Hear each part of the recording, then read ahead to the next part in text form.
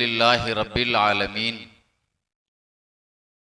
வஸ்ஸலாத்து வஸ்ஸலாமு அலா சய்யிதில் முர்சலீன் வ ஆலிஹி வ ஸஹ்பிஹி அஜ்மஈன். சுப்ஹானக லா இல்ம லனா இல்லா மா அல்லம்தனா இன்னக அன்தல் அலீமுல் ஹகீம். சங்கையான 20 வருடங்களை தாண்டி நடத்தி கொண்டிருக்கக்கூடிய சிறப்பான இந்த மஜ்லிஸிற்கு முன்பாக அமர்ந்து மலக்குமார்களோடு நல்ல விஷயங்களை கேட்டு அமர்ந்திருக்கக்கூடிய நல்ல இதயங்களே, அல்லாஹு சுப்ஹானஹு வ தஆலா பேசக்கூடிய என்னையும் கேட்கக்கூடிய உங்களையும்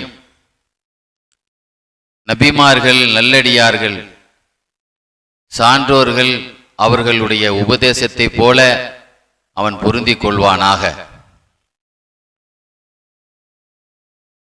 இன்று எனக்கு கொடுக்கப்பட்ட தலைப்பு இஸ்லாமிய வளர்ச்சியில் இறைநேசர்களின் பங்களிப்பு என்று கொடுக்கப்பட்டிருக்கிறது. இஸ்லாமிய பார்வை என்பது சுயநலம் தாண்டி நம்மை சார்ந்தவர்கள் அல்லாஹ்விடத்திலே சொல்லும்போது கூ அன்ஃபுஸக்கும் வ அஹ்லீக்கும் நாரா, உன்னையும் உன் குடும்பத்தையும் நீ காப்பாத்து நரகத்தில் இருந்து என்று அல்லாஹ் சொல்லி காட்டுகிறான். ஒவ்வொரு மனிதனும் தன் குடும்பத்தை காப்பாற்றணும் நரகத்தில் இருந்து. நபிமார்கள் அதிலே சரித்திரம் படைத்தவர்கள், சாதித்தவர்கள், சான்றோர்களாக ஆனவர்கள். அலி ரலியல்லாஹு அன்ஹு அவர்கள் கையிலே கைபர் போர்க்களத்திலே பெருமானார் கொடியை கொடுத்து அனுப்பும் பொழுது அலி ரலியல்லாஹு அன்ஹு ஒரு கேள்வி கேட்டாங்க, யா ரசூலல்லாஹ், போர்க்களத்திலே என்னுடைய பங்களிப்பு எப்படி இருக்கணும்? அதிரடி தாக்குதலா? சொல்ல சொன்னாங்க, இல்ல இல்ல, உங்களை கொண்டு அல்லாஹ் ஒரு மனிதனுக்கு நேர்வழி காட்டுவது இருக்குது பாத்தீங்களா, உங்கள் மூலம் அல்லாஹ் ஒருவருக்கு ஹிதாயத்தை நேர்வழியை கொடுத்து விட்டான் என்றால் அது உலகத்தை விட சிறந்தது. அப்ப என் மூலமாக, உங்க மூலமாக இந்த சமுதாயம் நேர்வழி பெறணும், இஸ்லாமிய யூதர்கள் இஸ்லாமாகணும், யூதர்களை அழிப்பதற்காக உங்களை நான் அனுப்பல என்று ஸல்லல்லாஹு அலைஹி வஸல்லம் சொன்னாங்க.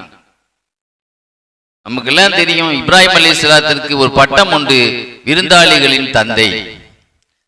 ஜாதி மத பேதமின்றி இப்ராஹிம் அலைஹிஸ்ஸலாத்துடைய வீட்டுக்கு விருந்தாளிகளாக மாற்ற மதத்தவர்களும் வருவார்கள். எப்படி நம்ம பாதுஷா நாயத்துடைய தர்பாருக்கு மாற்ற மதத்தவர்களும் எப்படி ஜாதி மத பேதமின்றி வருகிறார்களோ அது போல ஒரு நாள் அவர்களிடத்துல ஒரு 12 பேர் வந்தாங்க.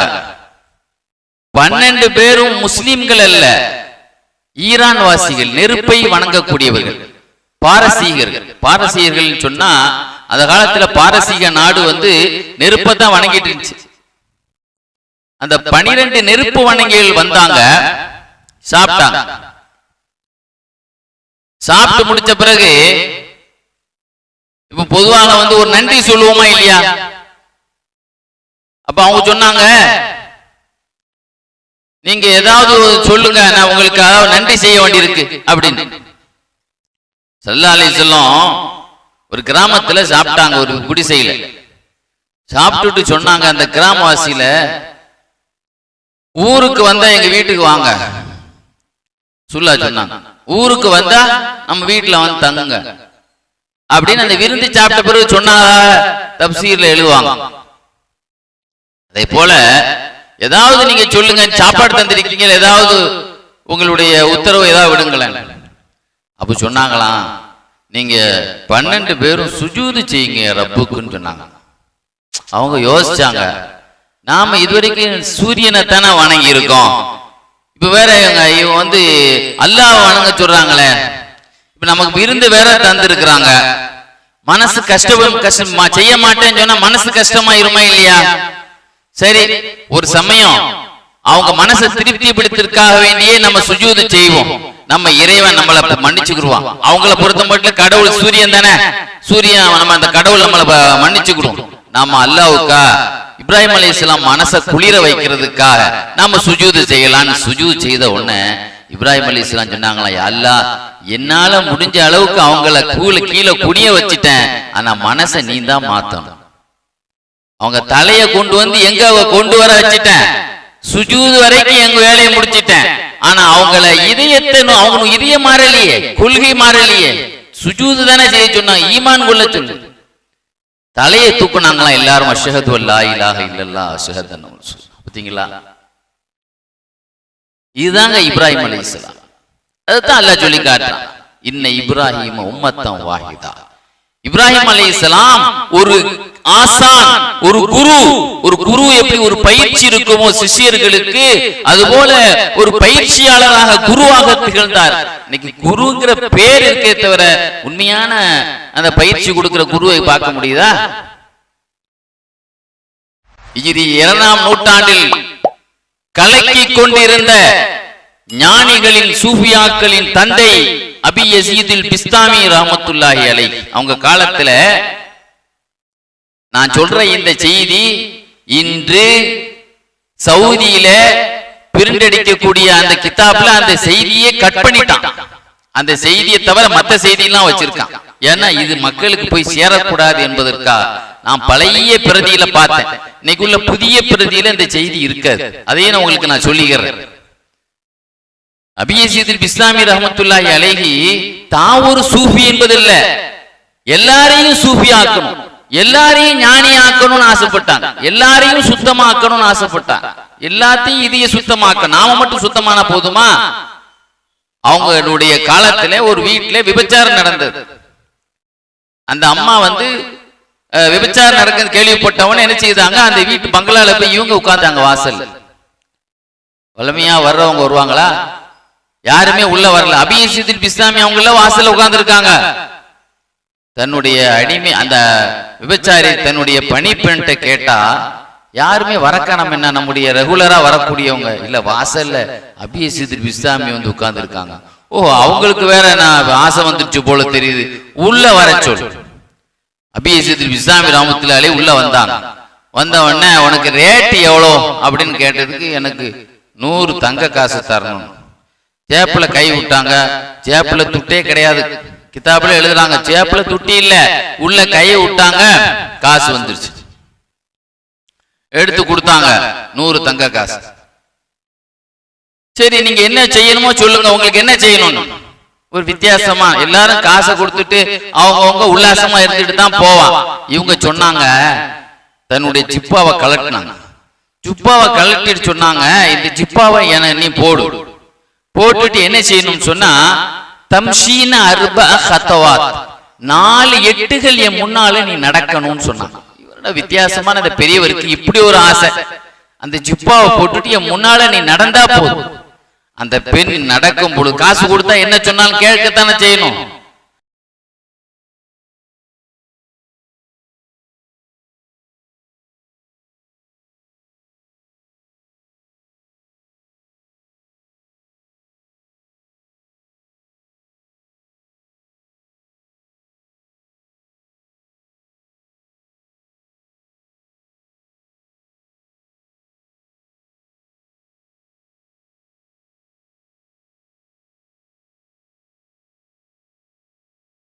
வேற தப்பான காரியத்துக்கு ட்ரெஸ்ஸை கலத்த சொல்றான்ட்டு தயவு செய்து என்னைய ட்ரெஸ்ஸை கலத்த சொல்லாதீர்கள்.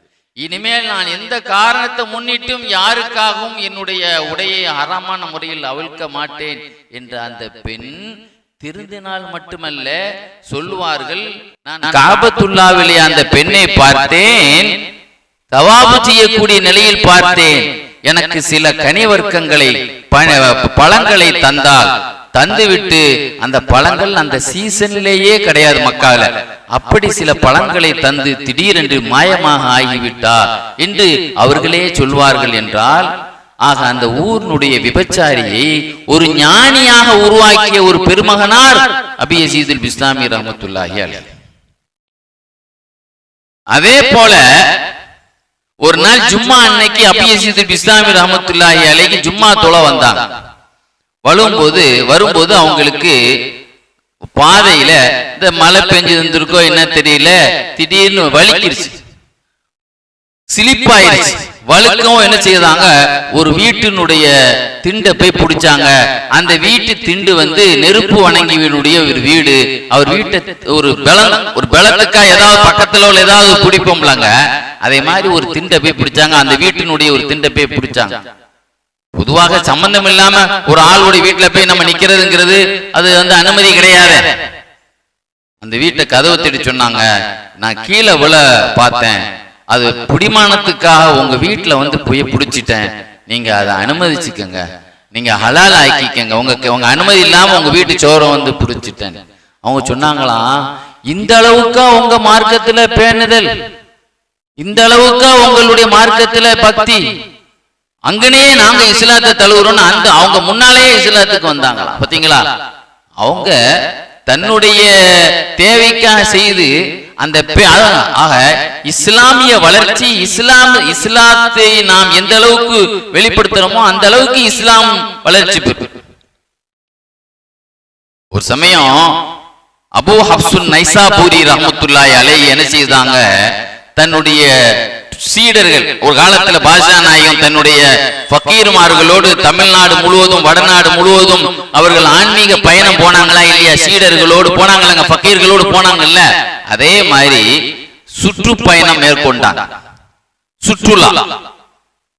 சுற்றுலாங்கிறது இறைநேசர்கள் சுற்றுலா எப்படி இருக்கும்னா படிப்பினை பெறக்கூடிய அமைப்பில் இருக்கும். பாருங்க, நம்ம மூசா அலைஹிஸ்ஸலாத்தினுடைய அஸ்ஹாபுல் கஹ்ஃப் குகைவாசிகள் இருந்த இடம் ஆது சமூத் ஸல்லல்லாஹு அலைஹி வஸல்லம் தபூக் போருக்கு போகும்போது ஆது சமூத் கூட்டத்தினர்கள் அழிந்த குகையெல்லாம் கடந்து போனாங்க. அதனுடைய படிப்பினைக்குரிய இடத்தை காட்டினாங்களா இல்லையா? அது மாதிரி சுற்றுலா போகும்போது ஒரு வீடு, அந்த வீட்டினுடைய உரிமையாளர் நெருப்பை வணங்கக்கூடிய ஒரு பெரியவர். அந்த வீட்டுல ஒரு அழகான ஒரு பூ உள்ள ஒரு செடி, ஒரு மரம் இருந்தது.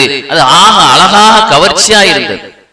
அதை அப்படியே ரொம்ப கவர்ச்சியாக பார்த்து கொண்டிருந்தாங்க. நல்லா இருக்கு, நம்மளே ஒரு அழகான ஒரு ரசிச்சு பார்ப்போம்ல. பார்த்துட்டு இருக்கும் போது அந்த வீட்டுல உள்ள பெரியவர் வெளியே வந்து சொன்னாரு, நீங்க இந்த கெட்டவர் வீட்டுக்கு, ஒரு பணிவா சொல்றாரு அந்த பெரியவர், நல்லவர், அதாவது நல்ல முற்படுத்தக்கூடிய ஞானியே கெட்டதை முற்படுத்தக்கூடிய வீட்டுக்கு கெஸ்டாக வரலாமா அப்படின்னு அவர் கேட்கிறார்.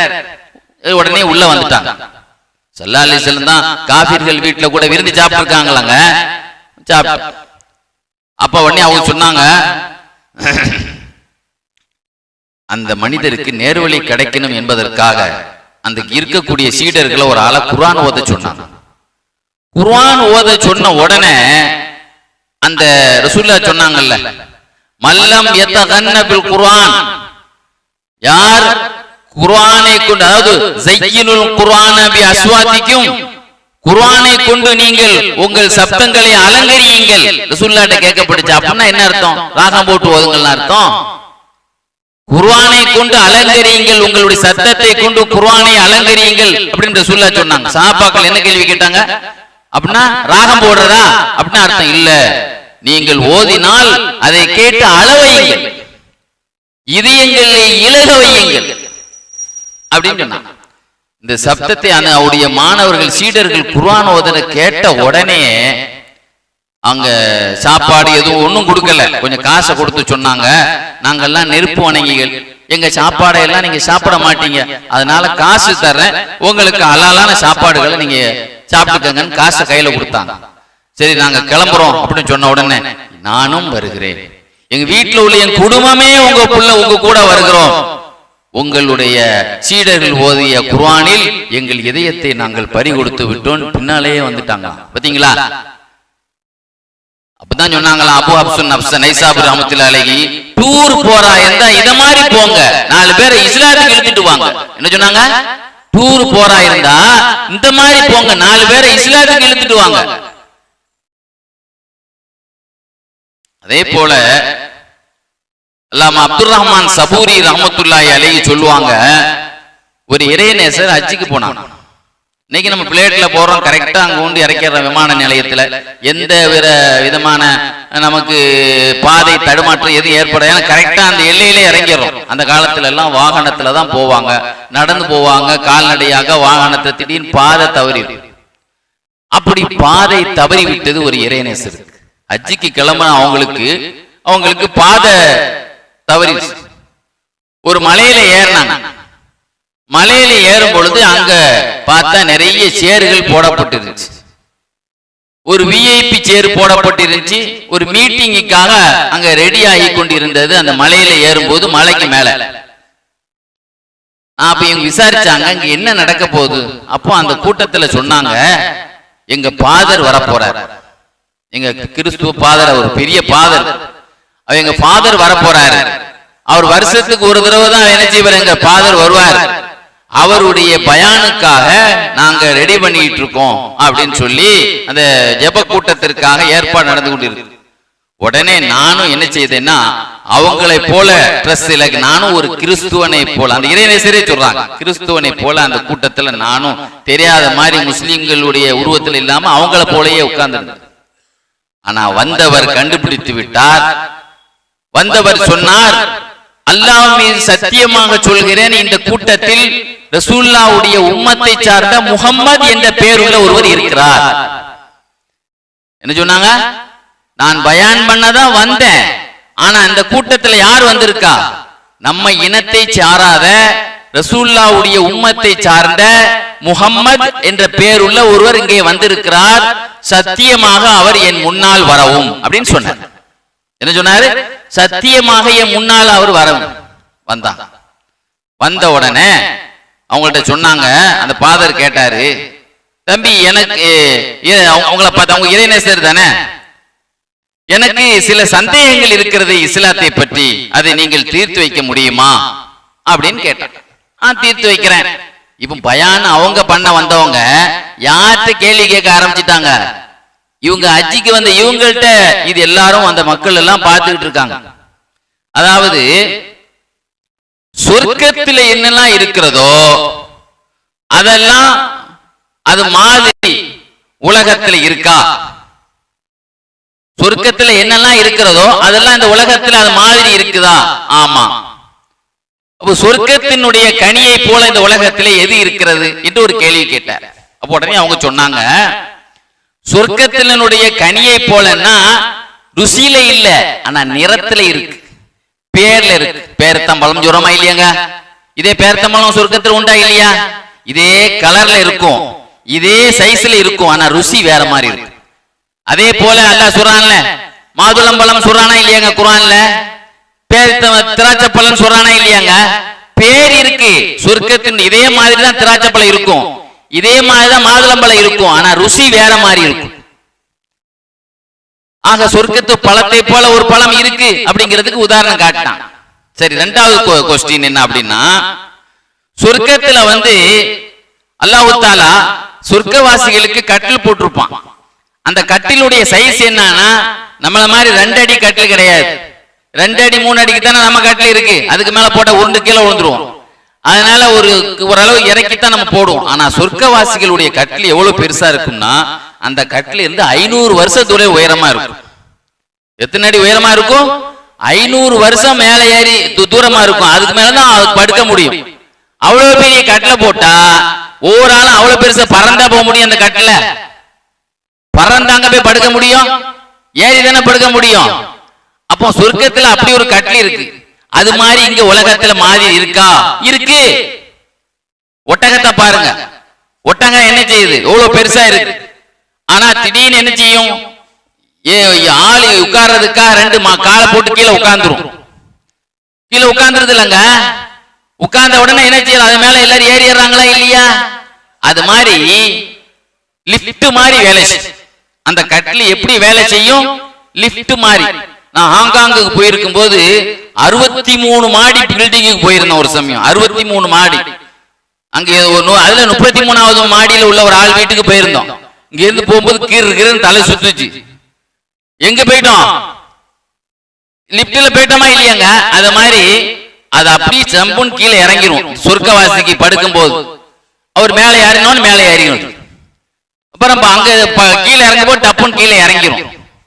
அப்ப அப்ப அது மாதிரி ஒட்டகம் இருக்கு. கரெக்ட், நீங்க சொன்ன பதில் கரெக்ட்.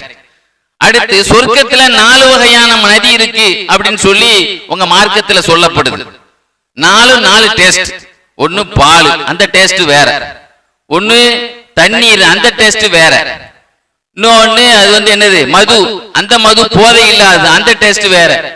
இன்னொன்னு தேனு, அந்த ருசி வேற. இப்படி 4 வகையான நதி. ஆனா இவங்க உதாரணத்துக்கு பாருங்க, இப்போ தாமிரபரணி ஆறு எங்க இருந்து வருது? பாபநாசத்துல இருந்து வருது. இப்படி ஒவ்வொரு நதியும், இப்போ கங்கை நதி எங்க இருந்து வருது? உத்தரப்பிரதேசம். இப்படி ஒவ்வொன்றுக்கு ஒரு நாடு இருக்கலங்க. காவேரி எங்க இருந்து வருது? கர்நாடகால இருந்து வருது. அப்படின்னு ஒவ்வொரு நதியும் ஒரு இடத்துல இருந்து வருதா இல்லையா? ஆனா இந்த 4 நதியும் வரக்கூடிய இடம் ஒரே இடம் தான். ஆனா 4 டேஸ்டா இருக்கு. வர்ற இடம் ஒரே இடம் தாங்க. ஆனா என்ன இருக்கு? 4 டேஸ்டா இருக்கு. இந்த மாதிரி சொர்க்கத்தில் இருக்கிற மாதிரி இந்த உலகத்துல ஒரு சாம்பிள் காட்டுங்க பாப்போம் அப்படின்னு சொன்ன உடனே சொன்னாங்க, கண்ணுல உள்ள நீர் இருக்கு பாத்தீங்களா, உடல்ல 4 இடத்துல இருந்து நமக்கு நீர் வருது. கண்ணுல உள்ள நீர் பாருங்க உப்பு கரிக்கும். கண்ணீர் உப்பு கரிக்குமா இல்லையாங்க? காலில இருந்து வரக்கூடிய இது இருக்கு பாத்தீங்களா, அது கசப்பு தன்மை இருக்கும். காலில இருந்து வரக்கூடிய நீர். அதே போல என்ன, மூக்குல இருந்து வரக்கூடிய நீர் சுமல் அடிக்கும், நாற்றம் அடிக்கும். அதே போல வாயில உள்ள உமிழ் நீர் நல்ல பல் தேய்ச்சி நல்லா நைந்தா அது தித்திப்பா இருக்கு உமிழ் நீர். ஸல்லல்லாஹு அலைஹி வஸல்லம் ஆயிஷா ரலியல்லாஹு அன்ஹாவோடு என்ன செய்வாங்களாம், வீட்டுக்கு வந்தோட வாயோடு வாய் வைத்து முத்தம் கொடுப்பாங்களாம். அது நமக்கு சொல்லி தர்றாங்க ஸல்லல்லாஹு அலைஹி வஸல்லம். அதனால தான் வீட்டுல வந்த உடனே பல் தேய்ச்சிக்கங்கன்னு சொன்னாங்க ரசூலுல்லாஹ். முதல்ல பல் தேய்ச்சிக்கங்க ரசூலுல்லாஹ். வீட்டுக்கு வந்த உடனே பல் தேய்ச்சி விடுவாங்க. அப்போ உமிழ் நீர் என்னது? இன்னைக்கு கவிஞன் உமிழ் நீரை எதுக்கு ஒப்பிடுறான்? தேனுக்குள்ள ஒப்பிடுறான். ஆக உடல் ஒரே உடல் தான். அந்த உடலில் இருந்து 4 ஓட்டையில வரக்கூடிய 4 வகையான டேஸ்ட்ல வருதா இல்லையா? இது சொர்க்கத்தினுடைய 4 நதி, 4 ஒரே அசல்ல இருந்து வருது. ஆனா 4 வகையா இருக்கு. அதே மாதிரி சொன்னாங்க. அதே போல இன்னொரு சந்தேகம், நீங்க சொல்றீங்க சொர்க்கவாசிகள் சாப்பிடுவாங்க எல்லாம் செய்வாங்க, ஆனா பாத்ரூம் போக மாட்டாங்க, 2 பாத்ரூம் போட மாட்டாங்க, 1 பாத்ரூம் போக மாட்டாங்க அப்படின்னு சொல்றீங்க. இது மாதிரி உலகத்துல மாதிரி எதுவும் இருக்குதா அப்படின்னு என்ன செய்தார் கேட்டார். ஆமா, இன்னைக்கு வயிற்றுல இருக்கக்கூடிய சிசுருக்குள்ள குழந்தை உண்டான பிள்ளைங்க இருக்குல்ல, குழந்தை உண்டான அந்த வயிற்றுல உள்ள குழந்தை இருக்கு பாத்தீங்களா, குழந்தைக்கு ஏதாவது சாப்பிடணும்னு ஆசை அல்லாஹ் என்ன செய்வானா, அந்த ஆசைய அந்த தாய்க்கு போடுவானா.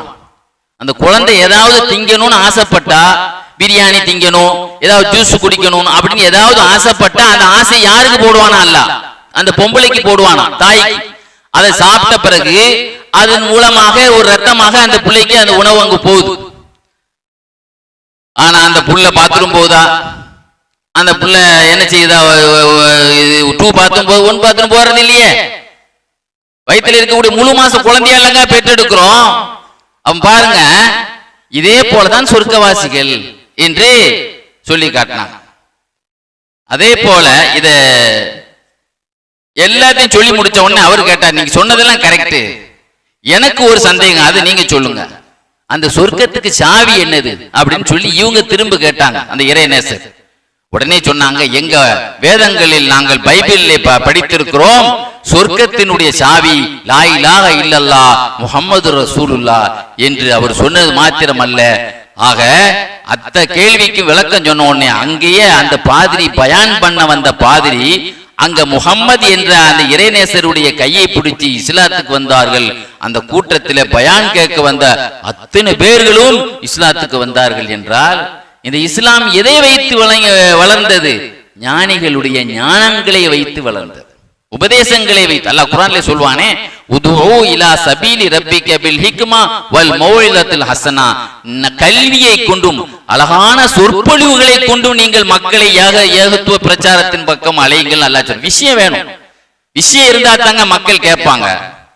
அதே மாதிரி நீங்க பாருங்க, மஅரூஃபுல் கர்ஹி ரஹ்மத்துல்லாஹி அலைஹி, இன்னைக்கு எல்லா தரீகாவுடைய சில்சிலாவிலையும் அந்த ஞானிகளுடைய அந்த தரீகாவுடைய அந்த சில்சிலா தொடர்ல யாருடைய பேர் இருக்கும்? சூஃபியாக்களுடைய தொடர்ல மாரூப்புல் கர்ஹி இருப்பாங்க. காதிரியா தரீகாவிலும் இருக்கும், சாதிரியா தரீகாவில இருக்கும், ஜிஷ்தியா தரீகாவில் இருக்கும்.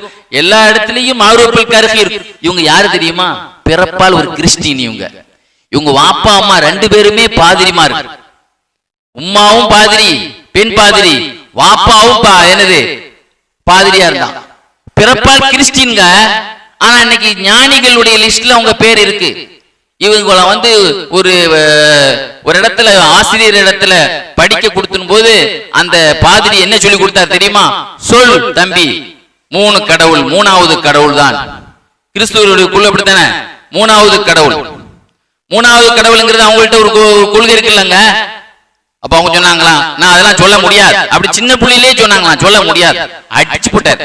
அடிச்சதுல ஊட்ட விட்டே ஓடிட்டாங்க. அவருடைய சகோதரர்கள் எல்லாரும் என்ன செய்தாங்க? தேடினாங்க. 5 வருஷம் கழிச்சு தான் வந்தாங்களாம்.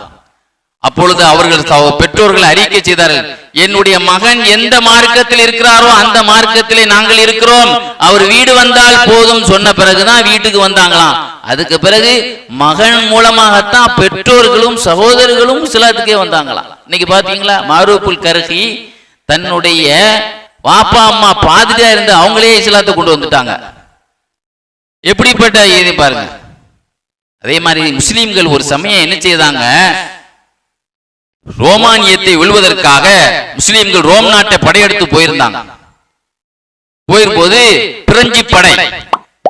பிரெஞ்சு படைகளோடு யுத்தனையை கொண்டு இருக்கும் போது மிஸ்ர் நாட்டுல திம்யாத் என்ற ஒரு நகர்ல ஒரு யுத்தம் நடந்துகிட்டு இருந்துச்சு. நடந்துகிட்டு இருக்கும் போது அந்த ராணுவ வீரர்கள், ஒரு இஸ்லாமிய ராணுவ வீரராக திகழ்ந்த அப்துர் ரஹ்மான் நுவைரி, அவங்க பேர் என்னது? அப்துர் ரஹ்மான் நுவைரி என்பவங்க அதுல ஒரு ஷஹீதானாங்க. அந்த ஒரு பிரெஞ்சு வீரன் யார கொன்னுட்டான்? அப்துர் ரஹ்மான் நுவைரி அவங்கள கொலை பண்ணி போர்க்களத்துல கொண்டுட்டான். அவங்க அப்படி ஷஹீதாயி கிடக்குறாங்க. ஷஹீதாயி கிடக்கும் போது அந்த பிரெஞ்சு படை வீரன் சொன்னானா, மூமின்களினுடைய அறிஞர்களே, உங்கள் வேதத்திலே எப்படி சொல்லியிருக்கிறீர்கள் தெரியுமா? நீங்கள் அல்லாஹ்வுடைய பாதையில் வெட்டுப்பட்டவர்கள் எல்லாம் உயிரோடு இருக்கிறார்கள். அவர்களை இறந்தவர்கள் என்று சொல்லாதீர்கள், அவர்கள் ஹயாத்தாக இருக்கிறார்கள் என்று உங்கள் வேதம் சொல்கிறது. ஆனால் நான் இவர்களை இப்போ செத்த குணமாக இவர்களை நான் ஆக்கிவிட்டேன், இவர்கள் எப்படி ஹயாத்தா இருக்கிறார்கள் என்று சொன்னானா அந்த பிரெஞ்சு வீரன். சொல்லிட்டு இருக்கும்போது திடீர்னு எஞ்சிட்டாங்க. கொல்லப்பட்டு கிடக்கக்கூடிய அப்துர் ரஹ்மான் நுவைரி தான் எஞ்சி, நாங்கள் ஹயாத்தாகத்தான் இருக்கிறோம் அப்படின்னு சொல்லிட்டு கீழே 2வது ஜனாசாவா விழுந்துட்டாங்க. இதை பார்த்த அந்த பிரெஞ்சு வீரர் இஸ்லாத்துக்கு வந்து விட்டார் என்ற செய்தியை அல்லாமா யாஃபி ரஹ்மத்துல்லாஹி அலைஹி தன்னுடைய 500 வலிமார்களுடைய வரலாறு எழுதி காட்டுவாங்க. ஒரு கிறிஸ்டின் யாரை பார்த்து? ஒரு ஷஹீதுக்கு கிடைச்ச அற்புதத்தை பார்த்து அல்லாஹ்வுடைய ஆயத்து பொய்யாகுமா? சஹில் துஸ்தரி ரஹ்மத்துல்லாஹி அலைஹி பகதாதுல நல்லா பாத்துக்கங்க. ஆடு வளர்க்கிறவங்க, மாடு வளர்க்கிறவங்க, கோழி வளர்க்கிறவங்க ஆடு மாடை கட்டுறதுக்கு ஒரு இது வச்சிருப்பாங்க. ஆடு கட்டி போடுறதுக்கு, மாடை கட்டி போடுறதுக்கு ஒரு இடம் வச்சிருப்பாங்க. சஹில் துஸ்தரி வீட்டுல சிங்கம் புலி கட்டி போடுறதுக்கு ஒரு இடம் வச்சிருந்தாங்க. வருமா? சர்க்கஸ்காரனுக்கு மட்டும் அது கட்டு போடும், யானைக்காரன் மட்டும் கட்டு போடும். காட்டுல உள்ள மிருகத்திட்ட போய் வாட்டு கட்ட முடியுமா? இவங்க வீட்டுல ஒரு இடம் இருந்துச்சு. எல்லாம் காட்டுல உள்ள சிங்கங்கள்லாம் அங்க வந்து சாப்பிடுமா, அவங்களுக்கு சாப்பாடு போடுவாங்களா? யாரு வீட்டுல? சஹில் துஸ்தரி ரஹ்மத்துல்லாஹி அலைஹி வீட்டுல. அதுக்குன்னு எது கோழி அடைக்கிறதுக்கு ஒரு பெட்டி இருக்கிற மாதிரியே, ஆடு கட்டுறதுக்கு ஒரு துளுவங்க இருக்கிற மாதிரியே, புலி சிங்கம் சிறுத்தைக்காக வேண்டிய ஒரு இடத்த போட்டுருப்பாங்களா வீட்டுல. வந்தவொடனே அவங்க படுத்து கிடந்து சாப்பிட்டுட்டு போமா. எப்படி? சஹில் துஸ்தரி ரஹ்மத்துல்லாஹி அலைஹி அவங்க எப்படிப்பட்ட ஆளுங்கிறத நீங்க விளங்கிக்கணும். சஹில் துஸ்தரி ரஹ்மத்துல்லாஹி அலைஹி பகதாதுல வஃபாத்தான உடனே கூட்டம் அப்படி ஒரு கூட்டம், சரியான சத்தம், மக்கள் கூச்சல். ஒரு யூதர் வயோதிகர் என்னடா எவ்வளவு சத்தமா இருக்குதுன்னு வெளியே வந்து பார்த்தா, வெளியே வந்தார். வந்து பார்த்துட்டு சொன்னாரு, என்ன இந்த செய்தியை என்ன ஒரு ஆள்கிட்ட சொன்னாரு, நான் காணக்கூடிய இந்த அவங்கள்ட்ட என்ன சத்தம் உடனே இங்க சஹல் துஸ்தரி ஒபாத்தாயிட்டாங்கன்னு சொல்லப்பட்டது. வெளியே வந்தார், வந்துட்டு சொன்னாரு, நான் காணக்கூடிய காட்சி உங்களுக்கு தெரிகிறதா என்று மக்களை பார்த்து கேட்டார். என்ன காட்சின்னு? மலக்குமார்களை நான் காணுகிறேன். அரா கௌமன் யன்ஸிலு மினஸ் ஸமாஇ யதபர்ரகூன பில் ஜனாஸதி. சஹல் துஸ்தரி ரஹ்மத்துல்லாஹி அலைஹி ஜனாசாவிலே கலந்து கொள்வதற்காக வானத்திலிருந்து ஒரு கூட்டம் இறங்கி அந்த ஜனாசாவை கொண்டு பரக்கத்து பெறுவதை என் கண்ணால காணுகிறேன் ஒரு யூதர் சொல்லி அதை பார்த்து இஸ்லாத்துக்கே வந்தார். ஸல்லல்லாஹு அலைஹி வஸல்லம் சொன்னாங்களா இல்லையா? கந்தக்கு போர்ல சஅத் இப்னு முஆத் ரலியல்லாஹு அன்ஹு ஜனாசாவை தூக்கி செல்லும் போது, என்ன வெயிட் இல்லையே, வெயிட்டான மனிதர்களோ, ஏன் 70,000 மலக்குமார்கள் தோல் கொடுத்து தோளில் சுமந்து வருகிறார் என்று சொன்னாங்களா இல்லையா? ஸல்லல்லாஹு அலைஹி வஸல்லம் சொன்னாங்களா இல்லையாங்க? ரசூலுல்லாஹ்வுடைய கண்ணுக்கு தெரிஞ்சதா இல்லையா? அதே மாதிரி ஒரு யூதருடைய கண்ணுல சஹல் துஸ்தரி ரஹ்மத்துல்லாஹி அலைஹினுடைய கராமத் அற்புதம் தானே. மலக்குமார்களுக்கு நம்ம கண்ணுக்கு தெரியுமா? ஒரு யூதர் கண்ணுக்கு தெரிந்து பார்த்து அவர் இஸ்லாத்தை தழுவினார் என்று வரலாறு எழுதுறார். அதே போல ஈசல் புஹ்தானுல் யமனி, யமன் நாட்டில் ஒரு இறைநேசர் இருந்தார். அவங்க பேரு ஈசல் புஹ்தானுல் யமனி. ஒரு பொம்பளை, ஒரு அசிங்கமான நடத்தை உள்ளவளா இருந்தா ஒரு பொம்பளை. அவர் விபச்சாரியா கூட இருந்திருக்கலாம். சொன்னாங்களாம் அந்த பெண்ணை பார்த்து, இஷா தொழுதுட்டு நான் உன் வீட்டுக்கு வர்றேன், இந்த மாதிரி அசிங்கம் பண்ணிட்டு இருக்க நீ, இஷா தொழுதுட்டு உன் வீட்டுக்கு நான் வர்றேன் பார் அப்படின்னு சொல்லிட்டு போனாங்களாம். இஷா தொழுது அந்த வீட்டுல போய் 2 ரக்காயத்து தான் தொழுதாங்க. அந்த வீட்டுல 2 ரக்காயத்து தான் தொழுதாங்க. அந்த பெண் அப்படி அவங்க பின்னால அப்படியே சிஷியரா பின்னாலே போயிட்டான். தன்னுடைய சொத்து சுகம் எல்லாத்தையும் விட்டுட்டு அவர்களுடைய சீடராகவே பின்னால போயிட்டான். எப்படிப்பட்ட மேதைகள் பாருங்க. இன்னைக்கு நம்ம வீட்டில் உள்ள பொம்பளைங்களை திருத்த முடியுதா? நம்ம குடும்பத்தில் உள்ள பொம்பளைங்களை திருத்த முடியுதா? இஸ்லாமிய ஞானத்தின்படி அவங்க வாழ்க்கை முறையில் அவங்க கொண்டு வர முடியுதா? அல்லாமா இப்னுல் ஜௌசி ரஹ்மத்துல்லாஹி அலைஹி சொல்லுவாங்க, ஒரு சமயம் 3 இளைஞர்கள் நமக்கெல்லாம் போருடைய காலம் இல்லை. ஒரு காலத்திலே போர்க்களத்தை கொண்டுதான் இஸ்லாம் அதனுடைய தீனை உறக்கமாக சொல்வதற்கு, பாங்கை சத்தமா சொல்வதற்கு இந்த போர் தேவைப்பட்டது. 3 சகோதரர்கள், அண்ணன் தம்பிகள் 3 பேர்கள். இப்னுல் ஜௌசி ரஹ்மத்துல்லாஹி அலைஹி சொல்லுவாங்க, அண்ணன் தம்பிகள் 3 பேர், அவங்க சொந்த ஊர் சிரியாவை சார்ந்த 3 பேர்கள் ரோமானியத்திற்கு போர் செய்வதற்காக போனார்கள். போனவர்களை ரோம் நாட்டு மன்னன் பிடித்து விட்டான், சிறை பிடித்து விட்டான். ஒரு பெரிய ஒரு அண்டாவை என்ன செய்தான், ஜெய்தூன் எண்ணெயை ஊத்தினான். 3 நாள் தீ வச்சான். எவ்வளவு சூடா இருக்கும் பாருங்க. 3 நாள் அந்த அண்டாவை தீ வச்சு 3 நாள் எவ்வளவு கொதிப்பு அதிகமா இருக்கும். 1 மணி நேரம் வச்சாலே எவ்வளவு பெருசா ஆயிரும் வடை பொரிக்கிறதுல. 3 நாள் தீ வச்சுட்டு அதுல முன்னால கொண்டு காட்டுறான், 2 பேரை கொண்டு காட்டினான். என்ன செய்வியா, உங்களுக்கு நீங்க கிறிஸ்டின் ஆயிட்டா என்னுடைய ஆட்சியில உங்களை மினிஸ்டர் ஆக்குறேன், பங்கு தர்றேன், என் பிள்ளைய கல்யாணம் முடிச்சு தர்றேன், நீங்க கிறிஸ்துவர் ஆனா போதும்னாங்க. உன்னுடைய பூச்சாண்டி பயத்துக்கு பசிய மாட்டோம்னாங்க. உடனே அந்த 2 பேரும் முதல்ல உள்ள 2 பேரை கொண்டு வந்து அதுல கொண்டு போட்டான்.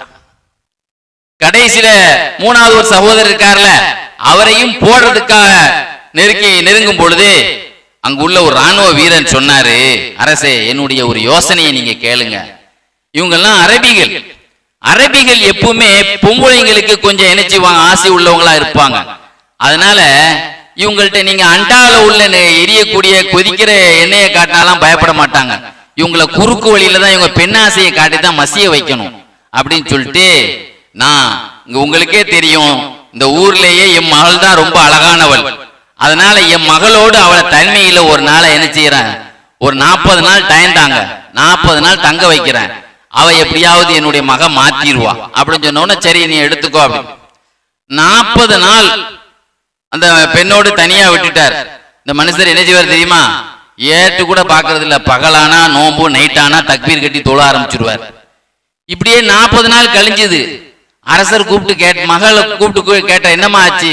அவர் ஒரே தொழுகை நோம்புல தான் இருக்காரு ஏன்னா அப்படின்னு சொன்ன உடனே அவருடைய மக சொல்லிச்சு, அதாவது அவருடைய 2 சகோதரர்கள் இந்த ஊர்ல கொல்லப்பட்டிருக்கிறாங்க, அதனால அவருக்கு அந்த உணர்வு இருக்கு, வெறி இருக்கு.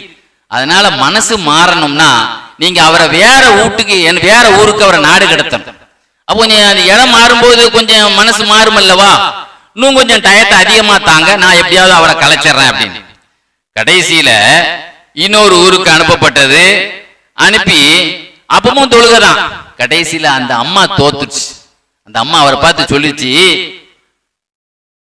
அருமை தோழரே, நீங்கள் இன்னி அராக்க துக்கத்திசு ரப்பன் அலீமா, நீங்கள் உங்களுடைய மேலான இரட்சகனை பரிசுத்தப்படுத்துவதை நான் பார்க்கிறேன். நானே உங்க மார்க்கத்துல இணைஞ்சிட்டேன். அந்த அம்மா இஸ்லாத்துக்கு வந்துருச்சுங்க. மாற்ற வந்த பெண் மனசு பறிய கொடுத்து அவள் இஸ்லாத்துக்கு வந்துருச்சு. வந்த பிறகு அப்ப அவர் சொன்னாங்க, நம்ம 2 பேரும் எப்படி தப்பிக்கிறது, உங்க அரசர்கிட்ட எப்படி தப்பிக்கிறது, அதுக்கு நான் வழி பண்றேன்னு சொல்லி ஒரு குதிரை ஏற்பாடு செய்து நைட்டா அங்கிருந்து கிளம்புனாங்க. இப்னுல் ஜௌசி ரஹ்மத்துல்லாஹி அலைஹி சொல்லக்கூடிய வரலாறுங்க. இது கதை மாதிரி இருக்குன்னு நினைச்சிடாதீங்க. போயிட்டு இருக்கும் போது நைட்ல பயணம் செய்யிருப்போம், பகல்ல ஒளிஞ்சிருப்பாங்க, நைட்ல போவாங்க. போகும்போது திடீர்னு ஒரு கூட்டம் பின்னால ஒரு குதிரையில துரத்துற மாதிரி ஃபாலோ பண்ணாங்க. பக்கத்துல வந்து பார்த்தா ஷஹீதாயி போன அவங்களுடைய 2 சகோதரர்களும் கூட மலக்குமார்களும் நிக்கிறாங்க. எப்படி கேட்கறதுக்கு நமக்கு ஆச்சரியமா தெரியலாம். வந்த உடனே அவர்கள் சொன்னார்கள், உங்கள்கிட்ட சலாம் சொன்னாங்க, நீங்க எப்படி இருக்கீங்க சகோதரர்களே, உங்களை கொதிக்கிற எண்ணெயில போடப்பட்டதே. ஆமா, போட்ட உடனே நாங்கள் ஜன்னத்துல் ஃபிர்தௌஸ்ல தான் நாங்க உள்ள நுழைஞ்சோம். எங்க உணர்வு வந்ததே எங்கதான், உள்ள எண்ணெயில போட்டது மட்டும்தான் உங்களுக்கு தெரியும். நாங்கள் அடுத்து வெளிவந்தது ஜன்னத்துல் ஃபிர்தௌஸ்ல தான். உங்கள் கல்யாணத்தை உங்களுக்கு கல்யாணம் செய்து வைக்கணும் என்பதற்காகவே நாங்கள் மலக்குமார்களோடு அல்லாஹ் எங்களை அனுப்பி வச்சிருக்கான், உங்க கல்யாணத்துல கலந்து கொள்வதற்காக என்று அவர்களுக்கு திருமணம் முடிக்கப்பட்டு திரும்ப அவர்கள் கணவன் மனையோடு சிரியாவுக்கு சென்றார்கள் என்ற வரலாறோடு இப்னுல் ஜௌசி ரஹ்மத்துல்லாஹி பாருங்க, ஒரு அரசனையே கண்ணில கையை விரல விட்டு ஆட்டி இருக்கிறார். அந்த அரசி அலையே மயக்க வந்த அலையை மயங்க வைத்த இறைநேச செல்வர்கள். இப்படி நாம் சொல்ல போனால் சொல்லிக்கொண்டே போலாம். ஷாஃபி ரஹ்மத்துல்லாஹி அலைஹி ஒரு நாள் காபத்துல்லால ஒரு கிறிஸ்துவ பாதிரி, அவங்களுக்கு தெரிஞ்ச ஒரு பாதிரி, அவர் பாதரா இருந்தார். அவர் தவாப் செய்துட்டு இருக்கிறத பார்த்தாங்க. என்னடா இவர் கிறிஸ்துவ பாதரா இருந்தாரு, இவர் தவாப் செய்துட்டு இருக்கிறாரு காபத்துல்லாவ அப்படின்னு கூப்பிட்டு அவரை பார்த்து கேட்டாங்க, ஏங்க உங்க முன்னோர்களுடைய மார்க்கத்திலிருந்து வெறுப்பு எப்படி தட்டிச்சு உங்களுக்கு? அப்ப அவங்க சொன்னாங்களாம், அந்த கிறிஸ்துவ பாதர் சொன்னாரு, நான் சிறந்த மார்க்கத்தை பகரமாக எடுத்து விட்டேன் சொல்லிட்டு அவர் சொன்னாரு, எனக்கு இந்த மாற்றத்துக்கு என்ன காரணம் அப்படின்னு சொன்னா, நாங்க ஒரு கூட்டமா கப்பல்ல பயணம் செய்து போயிட்டு இருந்தோம். போயிட்டு இருக்கும்போது திடீர்னு கப்பல் ஒடிஞ்சதுல ஒரு பலகை மட்டும் தான் கிடைச்சது. அதை பிடிச்சி நான் என்ன செய்த, தண்ணியை தள்ளி விட்டேன். கடைசியில காட்டு கொண்டு வந்து ஒரு தீவுல கொண்டு என்னை விட்டு, அந்த தீவுல அழகான பழங்கள், தேனை விட சுவையான, பாலை விட அதாவது நுரையை விட மென்மையான, கடல் நுரை இருக்குல்ல அதை விட மென்மையான, சுவையான, தேனை விட சுவையான, பாலை விட வெண்மையான பழங்கள் எல்லாம் கிடைச்சது. அதை சாப்பிட்டுக்கிட்டே நமக்கு அடுத்து போறதுக்கு வழி வரைக்கும் இந்த தீவிலே இருக்கலாம் அப்படின்னு அன்னைக்கு நைட்டு வரைக்கும் இருந்த. நைட் ஆன உடனே பயம் வந்துட்டு, ஆகா ஏதாவது மிருகம் வந்துருமே நினைச்சு ஒரு மரத்தில ஏறி ஒரு கொப்புல தூங்கிட்டு இருந்தேன். திடீர் நடுநிசி நேரத்துல தண்ணிக்கு மேல ஒரு உருவம் நடந்து வந்தது. தண்ணிக்கு மேலே ஒரு உருவம் நடந்து வந்தது. அந்த உருவம் தரையிலே வந்த பிறகுதான் தெரிகிறது, அதனுடைய வாளு மீன் வாளை போல இருக்கிறது, அதனுடைய கால்கள் குதிரை ஒட்டக கால்களை போல இருக்கிறது, அதனுடைய தலை நீர்க்கோழியை போல இருக்கிறது, அதனுடைய முகம் மனித முகத்தை போல இருக்கிறது. நான் தரையில வந்த உடனே மரத்தில் இருந்து இறங்கி ஓட ஆரம்பிச்சேன். ஓன உடனே நில் யா காசிர், நஷ்டம் அடைந்தவனே நில், நீ ஓடினே உன்னைய கொன்றுவேன் அப்படின்னு சொல்லி சத்தம் போட்டது. நான் உடனே நீ என்ன மார்க்கம் கேட்டது? நான் கிறிஸ்துவ மார்க்கத்தை சார்ந்தவன். நீ இருக்கிற ஏரியா என்ன ஏரியா தெரியுமா? மூமினான ஜின்கள் இருக்கக்கூடிய இடம் இது, முஸ்லிமான ஜின்கள் இருக்கக்கூடிய தீவு இது. இதுல முஸ்லிமை தவிர யாரும் உயிரோடு இருக்க முடியாது. நீ இஸ்லாத்துக்கு வா, இல்லாட்டா நீ ஹலாக் ஆயிருவன். இஸ்லாம்னா என்ன அப்படின்னு அவருக்கு நான் கேட்டேன். அஷ்ஹது அன் லா இலாஹ இல்லல்லாஹ் என்று சொன்ன உடனே அது சொன்னது, நீ இங்கேயே இருக்கிறியா அல்லது உன் சொந்த ஊருக்கு உன் குடும்பத்துக்கு போறியான்னு கேட்டுச்சு. இல்ல என் குடும்பத்துக்கே நான் போறேன், அதற்கு வழி வரும், அதுவரை இங்கே இரு என்று சொல்லிவிட்டு என் கண்ணை விட்டு மறைந்ததும் ஒரு கப்பல் அங்கு போறதை பார்த்தேன். அந்த கப்பலிலே இருந்து நான் என்ன செய்தேன்? சைக்கினை செய்தேன். அங்கிருந்து ஒரு மூவர்கள் ஒரு போட்ல வந்தார்கள், என்னை அழைத்து சென்றார்கள். அந்த கப்பலிலே போன பொழுது அந்த கப்பலிலே 12 கிறிஸ்துவர்கள் இருந்தார்கள். அந்த 12 கிறிஸ்துவர்களிடத்திலும் எனக்கு நடந்த விஷயத்தை சொன்னேன். அத்தனை பேரும் இஸ்லாத்துக்கு வந்தார்கள் என்னுடைய நிகழ்ச்சியை கேட்டு என்று இந்த செய்தியை ஷாபிர் ரஹ்மத்துல்லாஹி அலைஹி அந்த காபத்துல்லாஹ்வை சுத்தி கொண்டிருந்த பாதிரி இந்த செய்தியை சொல்லி முடிப்பதாக ஸைனுத்தீனுல் மக்தூமி தன்னுடைய இர்ஷாதுல் இபாத் என்ற கிதாபிலே நமக்கு அழகான செய்தியை சொல்லி காட்டுவாங்க. பாருங்க, இப்படி பார்க்கிற பொழுது ஹசன் ரலியல்லாஹு அன்ஹு, அலி ரலியல்லாஹு அன்ஹுடைய முத்து, சொர்க்கத்தினுடைய வாலிபர்களின் தலைவர் ஹசன் ரலியல்லாஹு அன்ஹு சொல்லுவாங்க, அவங்க அடுத்த வீட்டுக்காரன் ஒரு யூதன். திடீர்னு அவர்கள் வீட்டுல உள்ள ஒரு சுவரு, அடுத்த வீட்டுக்காரன் யூதனுடைய சுவரு அந்த கீறல் ஏற்பட்டு அவர்களுடைய பாத்ரூம் பகுதியில் உள்ள அந்த கீறல் ஏற்பட்டதனால் அந்த தண்ணி முழுவதும் இவங்க வீட்டுக்குள்ள வந்து வடிய ஆரம்பித்தது. வீடு முழுவதும் கழிவான சாக்கடையா இருந்தது. ஒண்ணுமே சொல்லல, இவங்க அமைதியா இருந்தாங்க. யதார்த்தமாக பக்கத்துல உள்ள அந்த யூதருடைய மனைவி வீட்டுக்கு வந்து பார்த்தா ஹசன் ரலியல்லாஹு அன்ஹு வீடு ஃபுல்லா சாக்கடையா இருக்கு. வந்து சொன்னாங்க தன்னுடைய கணவர்கிட்ட, ஏங்க நம்ம வீட்டுல உள்ள காவா தண்ணி முழுவதும் யார் வீட்டுக்கு போயிருக்கு? அடுத்த வீட்டுக்கு போயிருக்கு. ஆனா அவங்க ஒண்ணுமே நம்மகிட்ட வந்து சொல்லலன்னு சொல்ல உடனே அந்த யூதர் வந்து, மன்னிச்சுக்கங்க, ஏங்க வந்து நீங்க வந்து சொல்லல? உடனே சொன்னாங்களா, எங்க பாட்டனார் ஸல்லல்லாஹு அலைஹி வஸல்லம் என்ன சொன்னாங்களா தெரியுமா? அடுத்த வீட்டுக்காரன் செய்யக்கூடிய அந்த இன்னல்ல பொறுக்க சொன்னாங்க. அப்படி சொன்ன உடனே ஹசன் ரலியல்லாஹு அன்ஹு கையை பிடிச்சு உடனே இஸ்லாத்துக்கு வந்தார் அந்த யூதர் என்று எழுதுறாங்க கிதாப். அதே போல இன்று கேரளாவிலே அடங்கி இருக்கக்கூடிய மாலிக் இப்னு தீனார் இந்த இஸ்லாத்தை இந்தியாவுக்கு கொண்டு வந்த மிகப்பெரிய ஒரு அறிஞராக திகழ்ந்த மாலிக் இப்னு தீனார் ரஹ்மத்துல்லாஹி அலைஹி ஒரு சமயம் என்ன செய்தாங்க, ஒரு வீடு எடுத்திருந்தாங்க. அந்த வீட்டு பக்கத்துல ஒரு யூதனுடைய வீடு, இவங்க தொழுகிறதுக்குன்னு ஒரு இடம் வச்சிருந்தாங்க தன்னுடைய இடத்துல. இவன் என்ன செய்வான் தெரியுமா, அந்த பக்கத்து வீட்டுக்காரன் சேட்டை பண்ணுவான். என்ன செய்வான், அசிங்கத்து குப்பையை கொண்டு வந்து இவங்க தொழுற இடத்துல கொண்டு போட்டான். இவங்க என்ன செய்வாங்க, ஒன்னும் சொல்ல மாட்டாங்க, அதை கிளீன் பண்ணிட்டு 2வது தொழுவாங்க. இப்படியே ஒரு வருஷம் செய்யல, 20 வருஷம் செய்தான். ஒரு தடவை கூட நம்ம செய்ய அனுமதிக்க மாட்டோம். 20 வருஷம். ஒரு நாள் சோமில்லாம போயிட்டான். மாலிக் இப்னு தீனார் 20 வருஷம் இல்ல, அது வேற நிகழ்ச்சி. மாலிக் இப்னு தீனார் ரஹ்மத்துல்லாஹி அலைஹி வந்து இந்த மாதிரி பண்ணிக்கிட்டே இருந்தான். அப்ப ஒரு நாள் அவன் வந்து கேட்டான், ஆமாங்க, நான் உங்க தொழுகிற இடத்துல வந்து குப்பையை கொட்டிக்கிட்டே இருக்கேன், ஆனா நீங்க சண்டைக்கே வர மாட்டீங்களே என்ன? அப்ப அவங்க சொன்னாங்களாம், அல்லாஹ் குர்ஆன் ஷரீஃப்ல சொர்க்கம் யாருக்கு தயார் என்று அல்லாஹ் சொல்லும் போது யாருக்கு தயார் தெரியுமா? வல் காலிமீனல் கைல வல் ஆஃபீன அனின் நாஸ், கோபத்தை மென்பவர்கள், மக்களை மன்னிப்பவர்கள், அவங்களுக்கு தான் சொர்க்கம் தயாருங்கிறான். அதனாலதான் நான் மன்னிச்ச உன்னை சண்டைக்கு வரலன்னு சொன்ன உடனே, இதல்லவா அழகான மார்க்கம், மாஹசனதீனுக்கும், என்ன அழகான மார்க்கம், இப்படிப்பட்ட மார்க்கத்தில் அல்லவா நான் இருக்க வேண்டும் என்று மாலிக் இப்னு தீனார் அவர்கள் கரத்தில் இஸ்லாத்துக்கு வந்தார். எவ்வளவு பெரிய விஷயம் பாருங்க.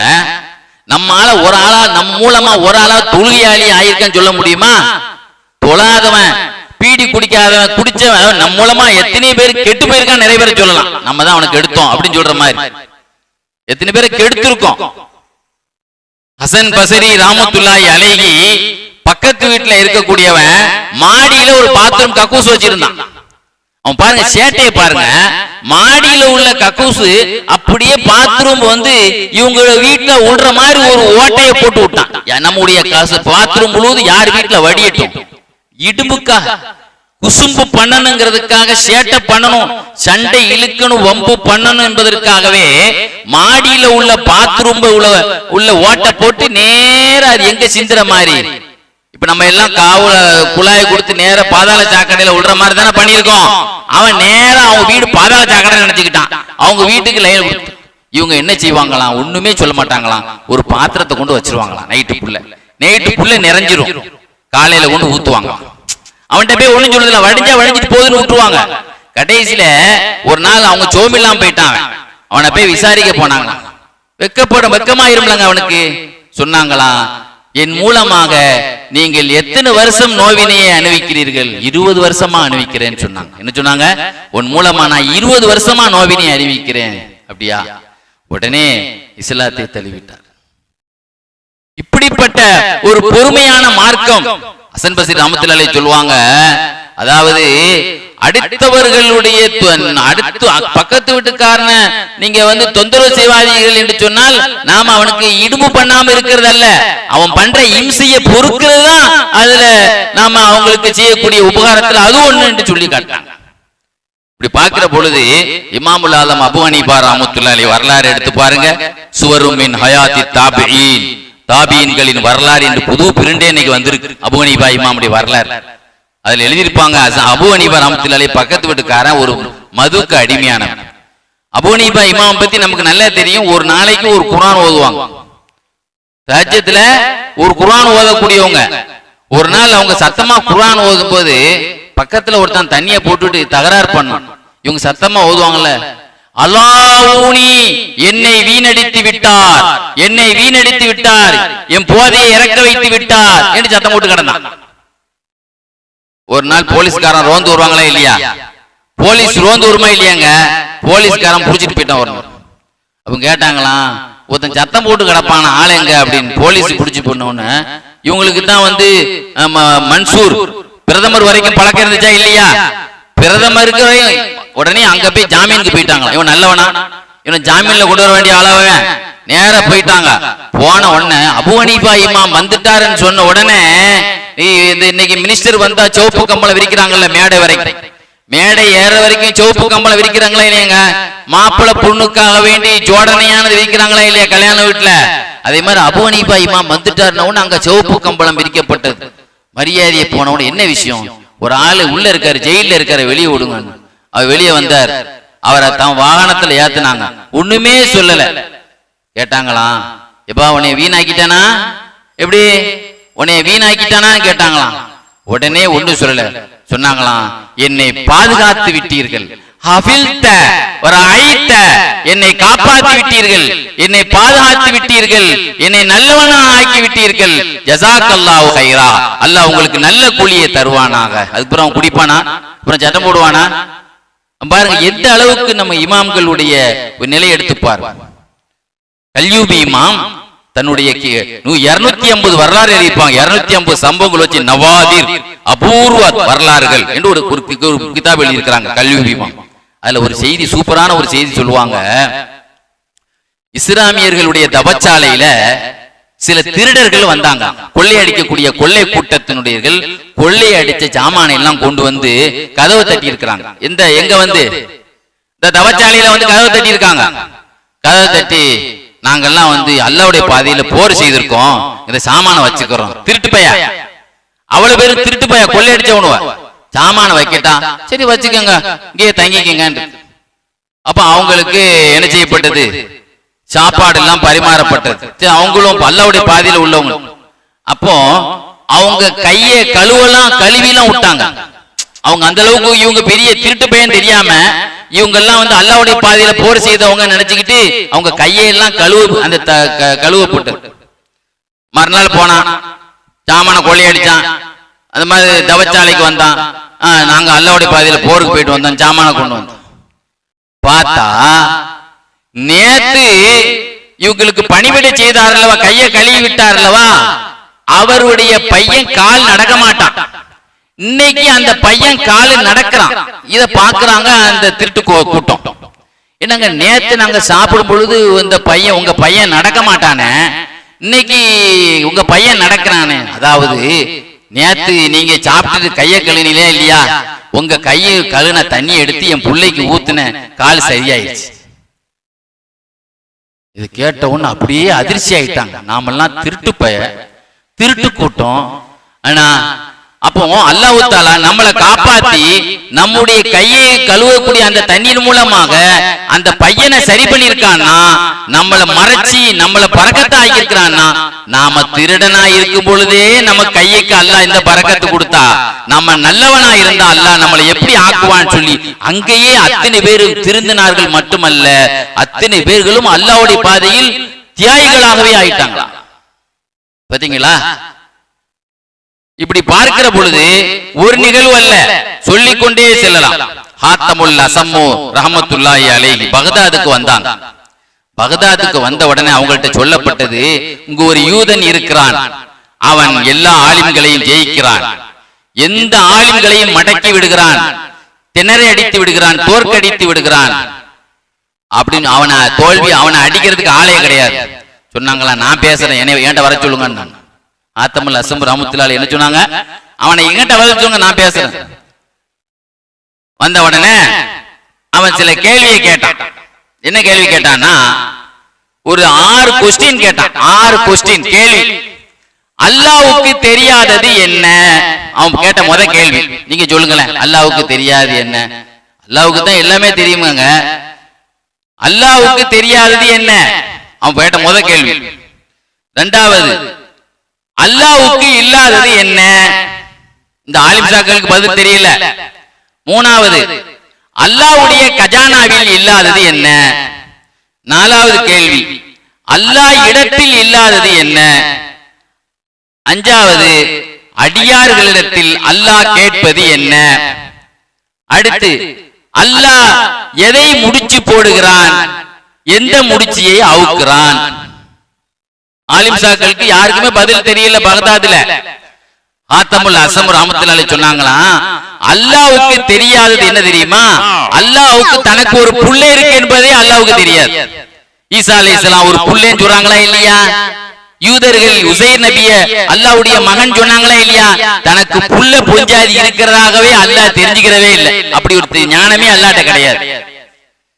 அல்லாஹ்வுக்கு இல்லாதது என்ன? அல்லாஹ்வுக்கு இணை இல்லை. அல்லாஹ்வுடைய கஜானாவில் என்ன இல்லை? அல்லாஹ்வுடைய கஜானாவிலே வறுமை இல்லை. கஜானா காலி என்பது இல்லை. வல்லாஹுல் கனியு, அல்லாஹ் பணக்காரன், எப்பவும் பணக்காரன். நம்ம கூட திடீர்னு கடன் ஆயிருவோம், ஏழை ஆயிருவோம் சில நேரத்துல. அல்லாஹ் பணக்காரன், வான்துமுல் ஃபுகரா, நீ தான் ஏழைங்கிறான் அல்லாஹ். அப்போ அல்லாஹ்வுடைய கஜானாவில வறுமை இல்லை. அதே மாதிரி அல்லாஹ்விடத்தில் அல்லாஹ் இடத்தில் இல்லாதது என்ன? அல்லாஹ் இடத்துல தான் எல்லாம் இருக்குமே. அல்லாஹ்விடத்திலே அநியாயம் கிடையாது, அல்லாஹ்விடத்திலே பலகீனம் கிடையாது. எனக்கு முடியலங்க அப்படி சொல்றோம்ல, இன்னல்லாஹ அலா குல்லி ஷைஇன் கதீர், அல்லாஹ் அனைத்து விஷயத்தின் மீது சக்தி பெற்றவன். அல்லாஹ்ட்ட பலகீனம் கிடையாது. நீ வயசாயிடுச்சுன்னா நம்ம பலகீனம் ஆயிரும். குழந்தையா இருக்கும்போது பலகீனமா இருக்கிறோம், வாலிபத்துல தான் நமக்கு தெம்பா இருக்கும். அல்லாஹ் அன்னைக்கும் ஓல்டா, அல்லாஹ் எப்பவும் ஓல்டா இருந்தா, எப்ப இருந்தா, எத்தனை காலம் இருந்தாலும் அல்லாஹ் பலசாலி. அல்லாஹ் அடியார்களிடத்திலே கேட்பது என்ன? அல்லாஹ் இடத்துல கேட்பான், மையு குரிதுல்லாஹ கர்தன் ஹஸனா, அல்லாஹ்வுக்கு அலைய கடன் தருவது யார்? அல்லாஹ் கேக்குறானே இல்லையா? தர்மம் கொடுங்கப்பா, அது கடன் மாதிரி உங்களுக்கு திரும்பி தர்றப்பாங்கிறது தான் அல்லாஹ் அப்படி சொல்லி காட்டுறான். நம்மள்ட்ட கடன் கேட்கிற அளவுக்கு அல்லாஹ் தஆலா திவாலா இருக்கான்? அல்லாஹ்வுக்கு நீங்க கடன் தந்தால் உங்களுக்கு கடன் திருப்பி நீங்க உங்களுக்கு தர்றமா? கடன் கொடுத்த திரும்பி கொடுக்கணுமா இல்லையா? உங்களுக்கு திரும்ப கண்டிப்பா தருவேன். ஒண்ணு உங்கே தருவேன், இல்ல மறுமையில தருவேன். அதைத்தான் அடியார்கள்ட்ட கேட்பது. அல்லாஹ் முடிச்சு போடுவது எது? அல்லாஹ் அவுக்கிற முடிச்சு எது? அல்லாஹ் அந்த காலத்துல காபிர்கள் என்ன செய்வான்? பூநூல் போட்டிருப்பாங்க. பூநூல் ஐயர்கள் போட்டிருக்காங்களா இல்லையாங்க? அல்லாஹ் தஆலா காபிர்களுக்கு அந்த பூநூல் முடிச்சியை போடுகிறான். அவன் நரகத்துக்கு போகணும்ட்டு. நல்லவர்களுக்கு அந்த முடிச்சியை அவுக்குறான். சஹாபாக்கெல்லாம் அந்த முடிச்சி போட்டவங்க தானே. அல்லாஹ் அவுத்துட்டானா இல்லையா அந்த முடிச்சிய? நல்லவர்களுக்கு அந்த பூநூல் முடிச்சியை அவுக்குறான். தப்சீர் ரூஹுல் பயான்ல எழுதுவாங்க, ஒரு இத்தாலி நாட்டை சார்ந்தவர், இஸ்லாத்துக்கு வந்த ரோம் நாட்டை சார்ந்தவர். அவர்கிட்ட கேட்கப்பட்டது, நீங்க எப்படிங்க இஸ்லாத்துக்கு வந்தீங்க? அப்ப அவங்க சொன்னாங்க, முஸ்லிம்கள் எங்கள்கிட்ட போருக்கு வந்தாங்க, நாங்க 10 முஸ்லிம்களை கைதியா பிடிச்சோம், 10 பேருக்கு செக்யூரிட்டி போட்டிருந்தோம், ஒவ்வொரு கைதியும் ஒரு ஆள் பிடிச்சு வச்சிருந்தோம், விலங்கு போட்டு வச்சிருந்தோம். ஒரு நாள் என்னுடைய கைதியை பார்வையிட போனேன். அவர் விலங்கெல்லாம் அவுத்து தொழுதுட்டு இருக்கிறார். நான் உடனே அவருக்கு காவல் போட்டிருந்த காவலாளிட்ட கேட்டேன், என்ன இவர் தொழ அனுமதி கொடுத்திருக்கீங்க? இல்ல, தொழ அனுமதி கொடுத்தா ஒரு தங்கம் தர்றேன்னு சொன்னாரு. அப்படியா? அதே போல அவர் தொழுதாரு, தொழுது பூமியை தட்டினாரு, ஒரு தங்கம் வெளியே வந்து விழுந்துச்சு, கையில கொடுத்தாரு. அப்ப நான் கேட்டேன், அவற்ற தங்க காசு இருக்கா? இல்ல, கையில விலங்குல போட்டிருக்காரு. அப்படியா? சரின்னு போயிட்டேன். திரும்ப 2வது நான் என்ன செய்தேன்? வந்தேன். சரியா மறுநாள் லுகர் தொழுகைக்கு வந்தேன். வந்து நான் சொன்னேன், நீங்க அவர் தொழுவ ரெடியா இருந்தாரு, நான் தொழட்டான்னு கேட்டாரு. ஒரு காசு தருவேன், 2 காசு தரேன் அப்படின்னு சொன்னேன். சரின்னு சொல்லி தொழுதாரு, பூமியை தட்டினாரு, 2 காசு வெளியே வந்து விழுந்துச்சு. அசர் வந்தது, தொழுவட்டான்னு கேட்டாரு. 2 இல்ல 5 தரணும்னு சொன்னேன். சரின்னு சொல்லி என்ன செய்தார், தொழுதாரு, பூமியை தட்டினார், 5 காசு வந்து விழுந்துச்சு. அப்புறம் மகரிப் வந்தது, நான் சொன்னேன் தொழுங்க, ஆனா 10 காசு தரணும் அப்படின்னு சொன்னேன். 10 காசும் வந்தது. உடனே விளங்கிக்கிட்டேன், இவர் ஒரு சாதாரண மனிதர் இல்ல, இவர் ஒரு மா மனிதர், இது இறைவனுடைய அருளை பெற்றவர் அப்படின்னு சொல்லிட்டு அவரை கூப்பிட்டு, நீங்க உங்க வீட்டுக்கே போங்க, நீங்க உங்க ஊருக்கே நான் அனுப்பி வைக்கிறேன், உங்களை நானே அனுப்பி வைக்கிறேன்னு சொல்லி அவருக்கு சாமான் செட்டு எல்லாம் ஏற்பாடு செய்து நானே தூக்கி அவரை வாகனத்துல அமர்த்தி வச்சு அவருக்கு பேனா மையெல்லாம் அனுப்பி, உயிரோடு நாங்க போய் சேர்ந்துட்டேங்கிறதுக்கு கடிதம் நீங்க எனக்கு தரணும் அப்படின்னு சொல்லி கடிதத்துக்குண்டான மை பேனாவை கொடுத்து கூட பாதுகாப்புக்கும் ஆளை அனுப்புனார். அவர் ஊருக்கு போறதுக்கு 4 நாள் ஆகும், திரும்ப வர்றதுக்கு 4 நாள் ஆகும், 8 நாள் ஆகும். ஏன்னா போகும்போது அந்த இறைநேசர் சொன்னாராம், அல்லாஹு தாலா அமாத்தக்கல்லாஹு அலா அஹப்பில் அதியான், அல்லாஹ் உங்களை நிரந்தர மார்க்கத்திலே மௌத்தாக்குவானாக என்று அவர் வாழ்த்தி விட்டு சென்றார். அன்றிலிருந்து இஸ்லாத்தினுடைய ஈர்க்கப்பட்டேன். அதனாலதான் இஸ்லாமே வந்தது. அவர் என்னை வாழ்த்திட்டு போனதிலிருந்து எனக்கு இஸ்லாத்தின் துவா செய்தாங்களா இல்லையா, அல்லாஹ் உனக்கு நிரந்தர மார்க்கத்தின் மீது அல்லாஹ் உங்களை மௌத்தாக்குவானாக சொன்னதிலிருந்து எனக்கு இஸ்லாத்தின் மீது பிரியம் ஏற்பட்டது. ஆனா போனவங்க திரும்பி 8 நாள் கழிச்சு தானே வரணும், போறதுக்கு 4 நாள், வர்றதுக்கு 4 நாள், 8 நாள் கழிச்சு தானே வரணும். போனவங்க 4 நாள்லயே திரும்பிட்டாங்க. எனக்கு சந்தேகம், கொலை பண்ணிட்டாங்களோ அவரை அப்படின்னு கேட்டேன். அவங்க சொன்னாங்க, உங்களை ஒட்டும் பிரிஞ்ச உடனே அடுத்த நிமிஷம் அவர் ஊருக்கு போயிட்டோம். அபுதால்கள் நல்லடியார்களுக்கு அப்படி அல்ல அந்த பூமியை சுருட்டி கொடுப்பானா இல்லையாங்க, ஒரு செகண்ட்ல அவர் ஊருக்கு போயிட்டோம். அவர் ஊர்ல இருந்து நாங்க வர்றதுக்கு தான் 4 நாள் ஆச்சு அப்படின்னு விளக்கம் சொன்னாங்க. ஆக இப்படி பார்க்கிற பொழுது இறைநேசர்கள் இஸ்லாத்தை கொண்டு வந்த வரலாறுகளை நாம் சொல்லிக் கொண்டே செல்லலாம். ஒரு நாள் இறைநேச செல்வர் மன்சூர் இப்னு உம்மார் ரலியல்லாஹு தஆலா அன்ஹு ஒரு பயான் மஜ்லிஸ்ல என்ன செய்தாங்க, சொன்ன ஒரு மிஸ்கின் வந்தார், ஒரு ஏழை வந்தார். யார் இந்த ஏழைக்கு உதவுவாரோ 4 துவா செய்கிறேன், யார் இந்த ஏழைக்கு உதவுவாரோ அவருக்கு 4 துவா செய்கிறேன் அப்படின்னு சொல்லிக்கிட்டே இருந்தாங்க. அந்த சமயம் பார்க்க ஒரு மனிதரை ஒரு குடிகார கூட்டம் 4 வெள்ளி கொடுத்து பழம் வாங்கிட்டு வான்னு அனுப்பி வச்சாங்க. ஒரு குடிகார கூட்டம் அந்த பழத்தை வாங்க காசு கொண்டு வந்தவர் பாக்குறாரு, இங்க யாரு பயான் பண்ணிட்டு இருக்க, 4 வெள்ளி, யாரு 4 வெள்ளி கொடுப்பாரோ 4 துவா செய்யறேன்னு சொல்லிட்டு நிக்கிறாங்க. மன்சூர் இப்னு உம்மார் ரலியல்லாஹு அன்ஹு இந்த 4 வெள்ளி இவங்கிட்ட கொடுத்துட்டாங்க.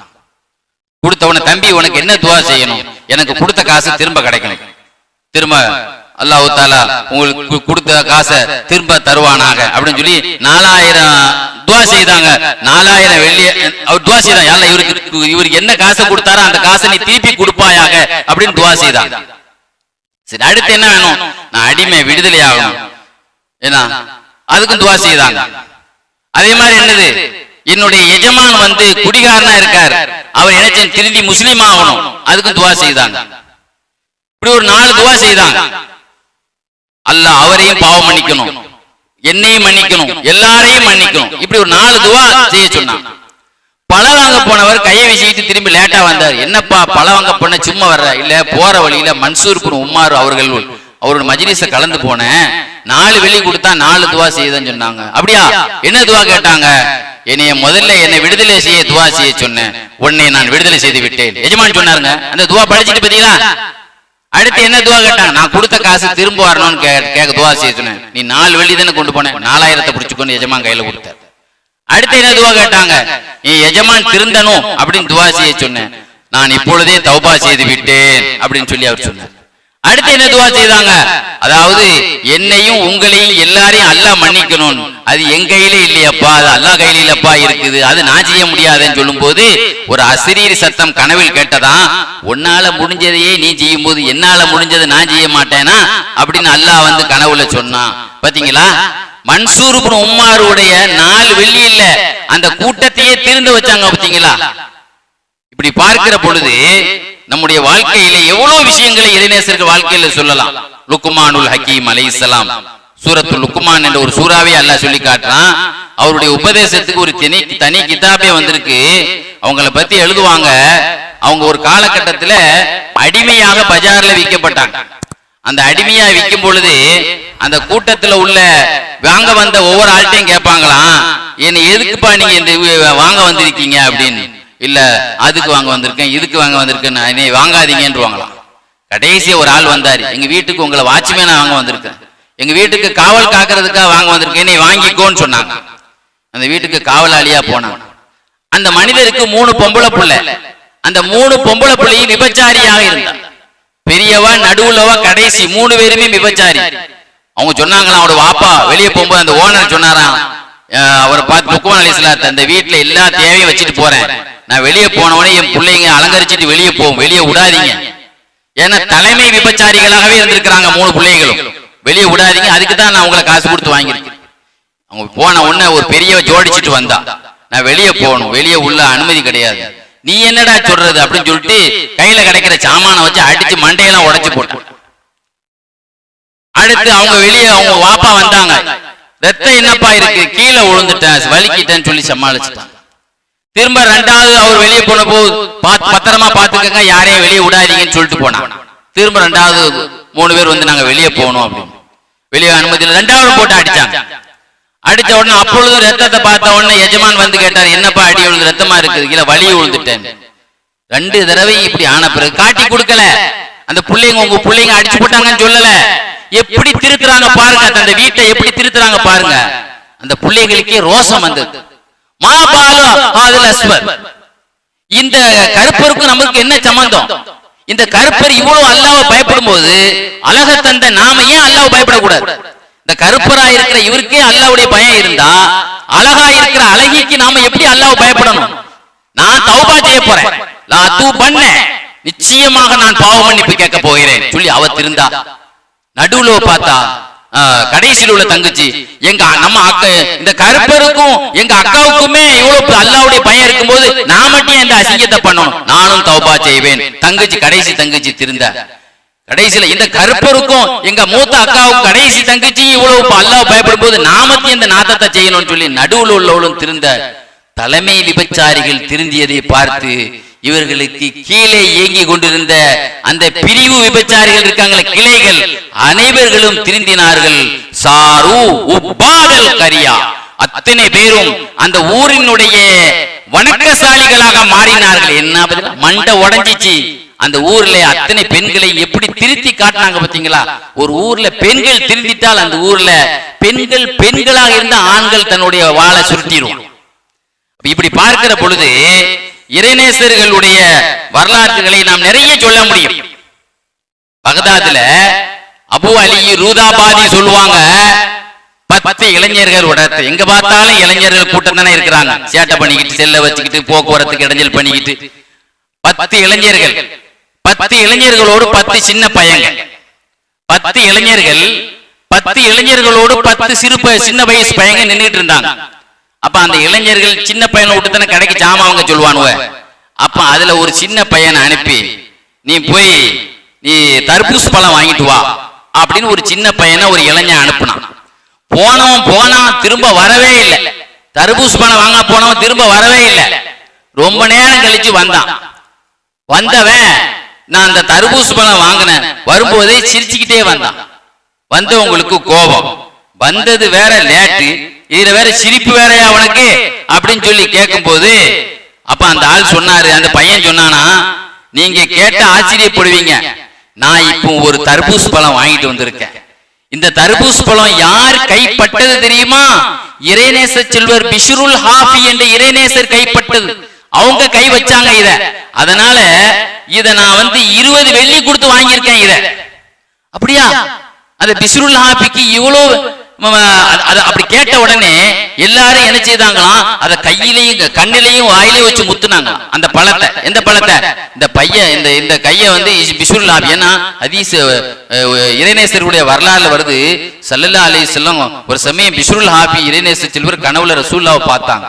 அப்ப ஸல்லல்லாஹு அலைஹி வஸல்லம் பிஷ்ருல் ஹாஃபிட்ட கேட்டாங்க, பிஷ்ருல் ஹாஃபி, அல்லாஹ் இந்த உங்க காலத்தில் இருக்கக்கூடிய அனைவரை விட அல்லாஹ் அந்தஸ்துல நம்பர் 1 நேசராக அல்லாஹ் உன்னை ஆக்கியிருக்கான் தெரியுமா? எத்தனை விஷயத்தினால உன்னை ஆக்கியிருக்கான் தெரியுமா? தெரியாது நபியே, 5 விஷயத்தினால ஆக்கியிருக்கான். ஒன்னு என்ன தெரியுமா? நீங்க என் சுன்னத்தை பின்பற்றீங்க, ரெண்டாவது நீங்க நல்லவங்களுக்கு சேவை செய்றீங்க, மூணாவது ஒரு முஸ்லீமுக்கு நல்லதையே நாடுறீங்க. இங்க வழிகாட்டினா அங்க போய் சாவட்டும் சொல்லி ஏதாவது ஏற்குமாற வழிகாட்டி விட்டுறது. அதே மாதிரி என் தோழர்களை பின்பற்றினீர்கள், என்னுடைய குடும்பத்தை என் தோழரை நேசித்தீர்கள், என் குடும்பத்தை நேசித்தீர்கள். இந்த 5 நாளதான் நீங்க நம்பர் 1ஆக அல்லாஹ் உங்களை ஆக்குனான்னு சொன்னாங்களா இல்லையா கனவுல? அந்த இறைநேசரி கை வச்சதுன்னு உடனே எல்லாரும் கையிலையும் கண்ணிலையும் முத்துனாங்களாம். இந்த கூட்டத்தில் ஒரு ஆள் கேட்டாரு, அப்படி என்னப்பா அவர்களுக்கு உயர்வு கிடைச்சது, இவ்வளவு உயர்வு எதிர்வு கிடைச்சது? எல்லாரும் முத்துற அளவுக்கு அவங்களுக்கு எதை வச்சு உயர்ந்து? தக்குவா தான், இறை அச்சத்தை வைத்துதான் அவர்களுக்கு இப்படிப்பட்ட மகத்துவம் கிடைத்தது. அப்படியா? அப்படியானால் நாம் அனைவரும் இறைவச்ச உள்ளவங்களா இருக்க வேண்டும் என்று சொல்லிவிட்டு அத்தனை பேரும் தர்தூஸ் நகருக்கு போராளிகளாக சென்று அந்த தர்தூஸ் நகரிலே அத்தனை பேர்களும் உயிர் தியாகம் செய்தார்களாம். அந்த 10 வாலிபர்கள் பாத்தீங்களா, தர்பூசு பழத்துல கையதான் வச்சாங்க, 10 இளைஞர்களும் தியாகிகளாக மாறிட்டாங்க. அப்ப இறைநேசர்களுடைய வாழ்க்கையை இப்படிப்பட்ட அளவுக்கு மாற்றக்கூடிய அளவுக்கு அல்லாஹ் தஆலா ஆக்கியிருக்கிறான் என்றால், அல்லாஹ் தஆலா அந்த அளவிற்கு. ஒரே ஒரு செய்தியை சொல்லி நிறைவு பெறுகிறேன், நேரம் நெருங்கி விட்டது. ஒரு சமயம் ஒரு இறைநேசர் காபத்துல்லாஹ்ல தவாப் செய்ய ஒரு பெண்ணை பார்த்தாங்க. ஒரு இறைநேசர் காபத்துல்லாஹ்ல ஒரு பெண்ணு தவாப் செய்யிட்டு இருக்கிறத பார்த்தாங்க. அந்த பெண்ணு காபத்துல்லாஹ்ல தோல்ல ஒரு குழந்தைய தோல்ல வச்சுக்கிட்டு, ஒரு குழந்தைய வச்சுக்கிட்டு என்ன சொல்லுது? யா கதீம் அஹதக்கல் கதீம், யா கதீம் அஹதக்கல் கதீம் அப்படின்னு சொல்லி தன்னுடைய குழந்தைய தோல்ல வச்சுக்கிட்டே அந்த அம்மா தவாப் செய்யுது. அப்படின்னா என்ன அர்த்தம்? பூர்வீகமான இறைவா, உன்னிடத்திலே எடுத்துக்கொண்ட உறுதிமொழியை நான் நிறைவேற்றக்கூடிய பாக்கியத்தை தான் ஆண்டவா. பூர்வீகமான இறைவா, உன்னிடத்திலே நாங்கள் எடுத்துக்கொண்ட உறுதிமொழியை உடன்படிக்கையை நான் நிறைவேற்றக்கூடிய பாக்கியத்தை தான் இறைவா அப்படின்னு சொல்லி அந்த அம்மா சொல்லிக்கிட்டே இருந்துச்சு. என்ன உறுதிமொழி? நான் அந்த அம்மாட்ட கேட்டேன், என்னமா நடந்துச்சு? அப்ப அந்த அம்மா சொல்லிச்சு, பிசினஸ் மேன்கள் எல்லாம் சேர்ந்து ஒரு கப்பல்ல போனோம். எல்லா பிசினஸ் மேன்களும் அதுல இருந்தாங்க. திடீர்னு கப்பல் வந்து இணைச்சிருச்சுன்னா உடஞ்சிருச்சு. உடஞ்ச உடனே அதுல ஒரு துண்டு 2 துண்டு கிடைச்சது. அதுல நான் ஒரு பலகையை பிடிச்சிட்டேன். அப்போ நான் குழந்தை உண்டாயிருந்தேன். இந்த குழந்தைய நான் வயிற்றுல வச்சிருந்தேன். அப்போ அந்த குழந்தைய அந்த பலகையில இருக்கும் போதே அந்த குழந்தைய பெத்துட்டேன். அந்த குழந்தைய வச்சுக்கிட்டு இருக்கும்போது இந்த அப்படியே அந்த பலகையிலேயே தடுமா இருக்கும்போது வெளிச்சம் வந்தால் ஒரு கருப்பன், ஒரு கருன்னு இருக்கக்கூடிய ஒரு கருப்பன், அவனும் ஒரு பலகையில தொத்திக்கிட்டே வந்தான். என்னை பார்த்த உடனே என் பக்கத்துல வந்தான். வந்து வா, என்னுடைய ஆசைக்கு இணங்கு அப்படின்னு சொன்னான். அட பாவி, எவ்வளவு பெரிய ஆபத்தில் இருந்து அல்லாஹ் நம்மளை காப்பாத்தி இருக்கிறான். இந்த ஆபத்தில் இருந்து காப்பாத்தி ஒரு பலகையில உயிருக்கு ஊசலாட்டிட்டு இருக்கிற இந்த நிலையாடா இந்த தப்புக்கு நீ கூப்பிடுற அப்படின்னு சொன்னான். அந்த நேரத்துல என் பிள்ளைக்கு தூங்கிக்கிட்டு இருந்துச்சு என் மடியில. இவனுக்கு கவனத்தை திருப்புறதுக்காக தூங்குற புள்ளைய நான் கிள்ளி விட்டேன். அது அழ ஆரம்பிச்சு, முழிச்சு அழ ஆரம்பிச்சிச்சு. அழ ஆரம்பிச்ச உடனே இந்த பிள்ளைக்கு பால் கொடுக்கணும், கொஞ்சம் டிஸ்டர்ப் பண்ணாதீங்க அப்படின்னு சொல்லி அப்படியாவது அவன் மனசு மாறணும் பார்த்தேன். அவன் என்ன செய்தான்? அதெல்லாம் கிடையாது, எனக்கு நீ வந்தே ஆகணும் அப்படின்னு சொல்லி புள்ளைய பிடிக்க கடல்ல போட்டான். என்ன பண்ணிட்டான்? இந்த புள்ள தானே இடைஞ்சலா இருக்குன்ட்டு புள்ளைய பிடிங்கி கடல்ல போட்டான். கடல்ல போட்ட உடனே அந்த சமயத்துல என்னுடைய கண்ணை வச்சு அப்படியே சில நேரத்துல நம்ம பாதிக்கப்பட்ட உடனே வாயிலிருந்து திட்டிலும் வந்துருமா. இந்த திட்டுக்கும் சொன்னாங்களே, திட்டுக்கும் அல்லாஹ்வுக்கும் மத்தியில எந்த திரை இருக்காது, உடனே பழிச்சிரும் பாதிக்கப்பட்டவங்களுடைய சாபம். உடனே நான் சொன்னேன்,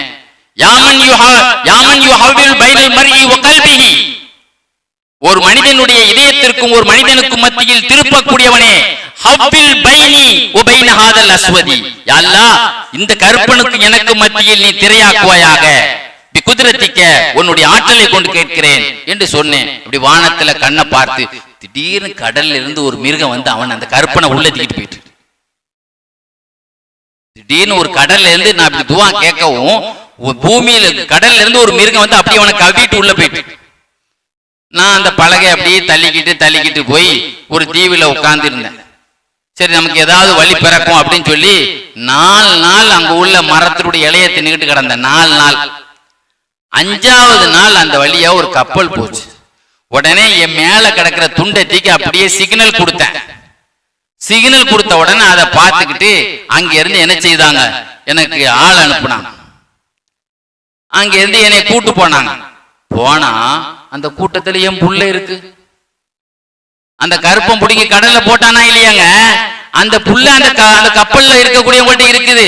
உடனே என்னை அடக்க முடியாம அந்த புள்ளைய போய் அப்படி கட்டி பிடிச்சி முத்தி என் இதய கொலையே என்னுடைய உயிரே எப்படின்னு சொல்லி நான் முத்த ஆரம்பிச்சேன். அந்த கப்பல்ல இருக்கக்கூடியவங்க எல்லாம், உனக்கு என்ன பைத்தியமா, இந்த பொம்பளை பைத்தியம் போல தெரியுது, அல்ல மூளை கெட்டு போச்சா என்னன்னு தெரியல அப்படின்னு சொல்ல ஆரம்பிச்சாங்க. இப்ப நான் சொன்னேன், எனக்கு பைத்தியமும் இல்லை, என் மூளை கெட்டு போவும் இல்லை அப்படின்னு சொல்லி எனக்கு நடந்த அந்த சோக கதையை சொன்னேன். சொன்ன உடனே அத்தனை பேரும் அப்படியே தலை குனிஞ்சிட்டாங்க. தலை குனிஞ்சிட்டு சொன்னாங்க, ஓ பெண்ணே, ஆச்சரியமான தகவலை நீ சொல்லி இருக்கிறாய். இதை விடவும் உனக்கு ஒரு ஆச்சரியமான தகவலை நான் சொல்லட்டா? தென்றல் காற்றிலே நாங்கள் சுகமாக காற்று வாங்கி கொண்டு கப்பலில் போய் கொண்டிருந்தோம். திடீர்னு ஒரு மிருகம் வந்து எங்களுக்கு குறுக்க வந்து நின்னுச்சு கடல்ல. அந்த மிருகத்துக்கு மேல இந்த குழந்தை இருந்துச்சு. இந்த குழந்தை எடு, முதல்ல எடுக்கல உங்களை அவ்வளவு பேரையும் நான் அலாக்காக்கி போடுவேன் அப்படின்னு சொல்லி அந்த மிருகம் சொல்லிச்சு. உடனே எங்கள்ல ஒரு ஆளு போய் இறங்கி போய் அந்த குழந்தைய எடுத்துட்டு என்ன செய்தாரு, அந்த கப்பல்ல வந்த பிறகு அது உள்ள போயிருச்சு. இதாமா நடந்துச்சு. பாத்தீங்களா, அல்லாஹ் தஆலா அதை கேட்ட உடனே அங்க இருக்கக்கூடிய அத்தனை பேரும் சேர்ந்து, அல்லாஹ் மீது சத்தியமாக இனிமேல் நம் வாழ்நாளில் யாரும் பாவம் செய்ய மாட்டோம் என்று உறுதிமொழி எடுத்துக்கொள்வோம் என்று கப்பல் இருந்துகிட்டே அல்லாஹ் எப்படி செய்யறான் பாருங்க. ஒரு கஷ்டத்துல அல்லாஹ் எப்படி உதவுறான் பாருங்க. ஒவ்வொரு மனிதன் இன்னைக்கு அல்லாஹ்வை பத்தி நம்ம தெரியணும்னா ஆபத்துல தாங்க தெரிய முடியும். ரொம்ப கஷ்டத்துல ரொம்ப முடியாம இருக்கும்போது அந்த கண்ணீருக்கு அல்லாஹ் ஒரு வழியை உண்டாக்குவான் பாருங்க. அப்ப அதுல இருந்து நாங்க என்ன செய்தோம், இனிமேல் இந்த அளவுக்கு அல்லாஹ் நம்மளை செய்த மட்டுக்கும் அல்லாஹ்வுக்கு ஒரு காலமும் நாம் மாறு செய்ய மாட்டோம் என்று சத்தியம் எடுப்போம், உறுதிமொழி எடுத்துக்கொண்டோம். அந்த உறுதிமொழியைத்தான் நான் இப்ப சொல்லிக்கிட்டு இருக்கேன். அல்லாஹ் உன்னிடத்துல உறுதிமொழி எடுத்தேன், அதை காப்பாற்றும்படியா ஆக்கு. உறுதிமொழி எடுத்தேன், அதை காப்பாற்றும்படியா ஆக்கு. பாத்தீங்களா, அந்த அளவிற்கு இப்ராஹிமுல் கவ்வாஸ் ரஹ்மத்துல்லாஹி அலைஹி சொல்வாங்க, நான் ஒரு சமயம் என்ன செய்தேன், ஒரு கிராமத்துல போனேன், ஒரு கிறிஸ்துவர் பார்த்தார். நானும் உங்க கூட நண்பரா வரட்டா அப்படின்னு கேட்டார். சரி வாங்க, வந்துட்டு போங்க, அதனால என்ன அப்படின்னு ஒரு போயிட்டு இருக்கும்போது அவர் சொன்னாரு, எனக்கு பசிக்குது, எனக்கு பசிக்குது. பயான் நிறைவுக்கு வந்து விட்டேன். எனக்கு பசிக்குது, ஏதாவது சாப்பாடு நீங்க வழி நீங்க இறைநேச நீங்க உங்களுடைய இறைவன் மூலமா ஏதாவது ஒரு அதிசயத்தை நிகழ்த்தி எனக்கு சாப்பாடு ஏற்பாடு பண்ணுங்க அப்படின்னு சொல்லிட்டாரு. உடனே நான் அல்லாஹ்ட்ட துஆ செய்தேன், யா அல்லாஹ், ஒரு கிறிஸ்துவர் அவர் வந்து இப்ப பசிக்குதுன்னு கேட்கிறாரு, என்ன பெரிய ஆளா நினைச்சு கேட்கிறாரு. அவன் முன்னால என்னை கேவலப்படுத்திடாத ஆண்டவா, என்னை கேவலப்படுத்திடாத ஆண்டவான்னு நான் சொன்னேன். சொல்லி கொஞ்ச நேரத்துல அல்வா, ரொட்டி, பொரிச்ச கறி, ஒரு கூஜால தண்ணி, சும்மா அடிச்சு விட நினைச்சிடாதே, 4 வார்த்தையும் வருது. என்ன வருது? ஹல்வா. காலையில் இந்த நாகூர் சொன்னாலே அல்வா கிடையாதுன்னு இருக்கு. ஹல்வா, பொரிச்ச கறி, ரொட்டி, கூஜால தண்ணி இருக்கு. சாப்பிட்டு 7 நாள் இப்படியே ஓடிச்சு. அடுத்து நம்மள அவன் தர்ம சங்கடமா ஆக்கிர கூடாதுன்னு சொல்லிட்டு நான் ஒதுக்கிட்டேன். அப்ப எனக்கு பசிக்குது, நீ உனக்கு சாப்பாடு கொண்டு ஏற்பாடு பண்ணு, என்னுடைய இறைவனை வச்சு கம்ப தூக்குனான். அப்படியே கம்ப ஊனிக்கிட்டு இருந்து அவனுடைய கணக்குப்படி அவன் கிறிஸ்துவர்களை எப்படி ஜபம் பண்ணுவாங்களோ பண்ணிட்டு, ஆண்டவா எனக்கு உணவு கொடு அப்படின்னு சொன்ன உடனே பார்த்தா டபுள் உணவு, 2 கூஜா, 2 அல்வா, 2 ரொட்டி, 2 பொரிச்ச கறி. எனக்கு அப்படியே அப்செட் ஆயிடுச்சு. என்னடா நாம சத்தியவாதியா அவர் சத்தியவாதியா? நம்மளாவது இப்படி பயந்து கேட்டோம், இந்த சாப்பாடை நான் திங்க மாட்டேன்னு சொல்லிட்டேன். இது எனக்கே குழப்பமா இருக்கு, நான் சாப்பிட மாட்டேன். அப்ப அவர் சொன்னாரு, நீங்க சாப்பிடுங்க, உங்களுக்கு 2 நல்ல செய்தி சொல்றேன்னு சொன்னார். நீங்க சாப்பிடுங்க, உங்களுக்கு 2 நல்ல செய்தி சொல்றேன். ஒன்னாவது, அஷ்ஹது அன் லா இலாஹ இல்லல்லாஹ் வ அஷ்ஹது அன்ன முஹம்மது ரசூலுல்லாஹ், நான் கலிமா சொல்லிட்டேன். அப்படின்னு முதல் நல்ல செய்தி. ரெண்டாவது, எனக்கு 2 அல்வா எப்படி கிடைச்சது தெரியுமா? 2 ஜா ரொட்டி, 2 பொரிச்சக்கறி, 2 கூஜா தண்ணி எப்படி தெரியுமா? என்ன வச்சு கிடைக்கல. நான் என்ன சொன்னேன் தெரியுமா? உங்களை வச்சு அல்லாட்ட கேட்டேன். யா அல்லாஹ், இந்த மனிதருக்கு உன்னிடத்திலே அந்தஸ்து இருந்தால் அவரை கொண்டு எனக்கு இந்த சாப்பாடு கொடுன்னு கேட்டேன். அல்லாஹ் டபுள் தந்துட்டான். அப்ப என் பாதுஷா நாயத்துடைய பொருளா நம்ம பொருட்டால் கேட்கறதுக்கு தானங்க இவ்வளவு பேர் வந்திருக்கிறாங்க. அதுதானே வந்திருக்காங்க. நீ என்ன விளங்கிட்டீங்க? நான் என்னுடைய இறைவன் கேட்ட நினைச்சுக்கிட்டாரு. அல்லாஹ், இந்த மனிதருக்கு ஒரு இடத்துல அந்தஸ்து இருந்தால் ஒரு அளவு போட்டால் எனக்கு கொடுன்னு கேட்டேன். அதனால தான் அல்லாஹ்வுடைய துஆ ஏற்றுக்கொண்ட உடனே இதுதான் உண்மையான மார்க்கம் சொல்லி உங்கள்ட்ட இஸ்லாத்துக்கு வந்துட்டேன் என்று சொன்னார். கண்ணியத்துக்குரியவர்களே, இதோடு என்னுடைய பயான் நிறைவு செய்கிறேன். குறிப்பா பார்த்தா அது பேசலாம் ஒரு தொடர் கிடையாது. இந்த டிவியில போடுற தொடர் மாதிரி ஓடும். அவ்வளவுதான மூச்சு நம்மகிட்ட ஆவியும் கொடுக்க முடியாது, நீங்களும் இருக்க முடியாது. ஆக இந்த தலைப்பு ஒரு பாகம் 1 பாகம் 2 பேச வேண்டிய தலைப்பு இது. ஆனாலும் எனக்கு தெரிஞ்ச அளவுக்கு ஒரு 10-20 நிகழ்ச்சிகளை நம்ம சொல்லியிருக்கோம். இதுவே இறைநேசர்களுடைய வரலாறு அல்ல இருக்கிறது. அது ஒரு கடல் மாதிரி செய்தி இருக்கிறது. அது போன்று நாமும் ஒரு உறுதிமொழி எடுக்கணும். இனிமேல் நம்ம இறைநேசர் மசாருக்கு வந்துட்டோம், இனிமேல் அவங்கள மாதிரி நம்ம ஆகணும். அல்லது நம்ம பிள்ளைகளையாவது அப்படி ஆக்கணும், அல்லது நம்ம நண்பர்களையாவது நம்ம ஆக்கணும், அல்லது நம்மளோடு யாரு கொடுக்கல் வாங்கல் இருக்காங்களோ அவங்களையாவது நம்ம திருத்த வைக்கணும். அப்படிங்கிற ஒரு உறுதிமொழியோடு இந்த கூட்டத்தில் இருந்து நாம் களைவோமாக. வாய்ப்புக்கு அல்லாஹ்வுக்கு நன்றி கூறியவனாக என்னுடைய உரையை நிறைவு செய்கிறேன். வாஹிரு தாவானா அனில் ஹம்துலில்லாஹி ரப்பில் ஆலமீன்.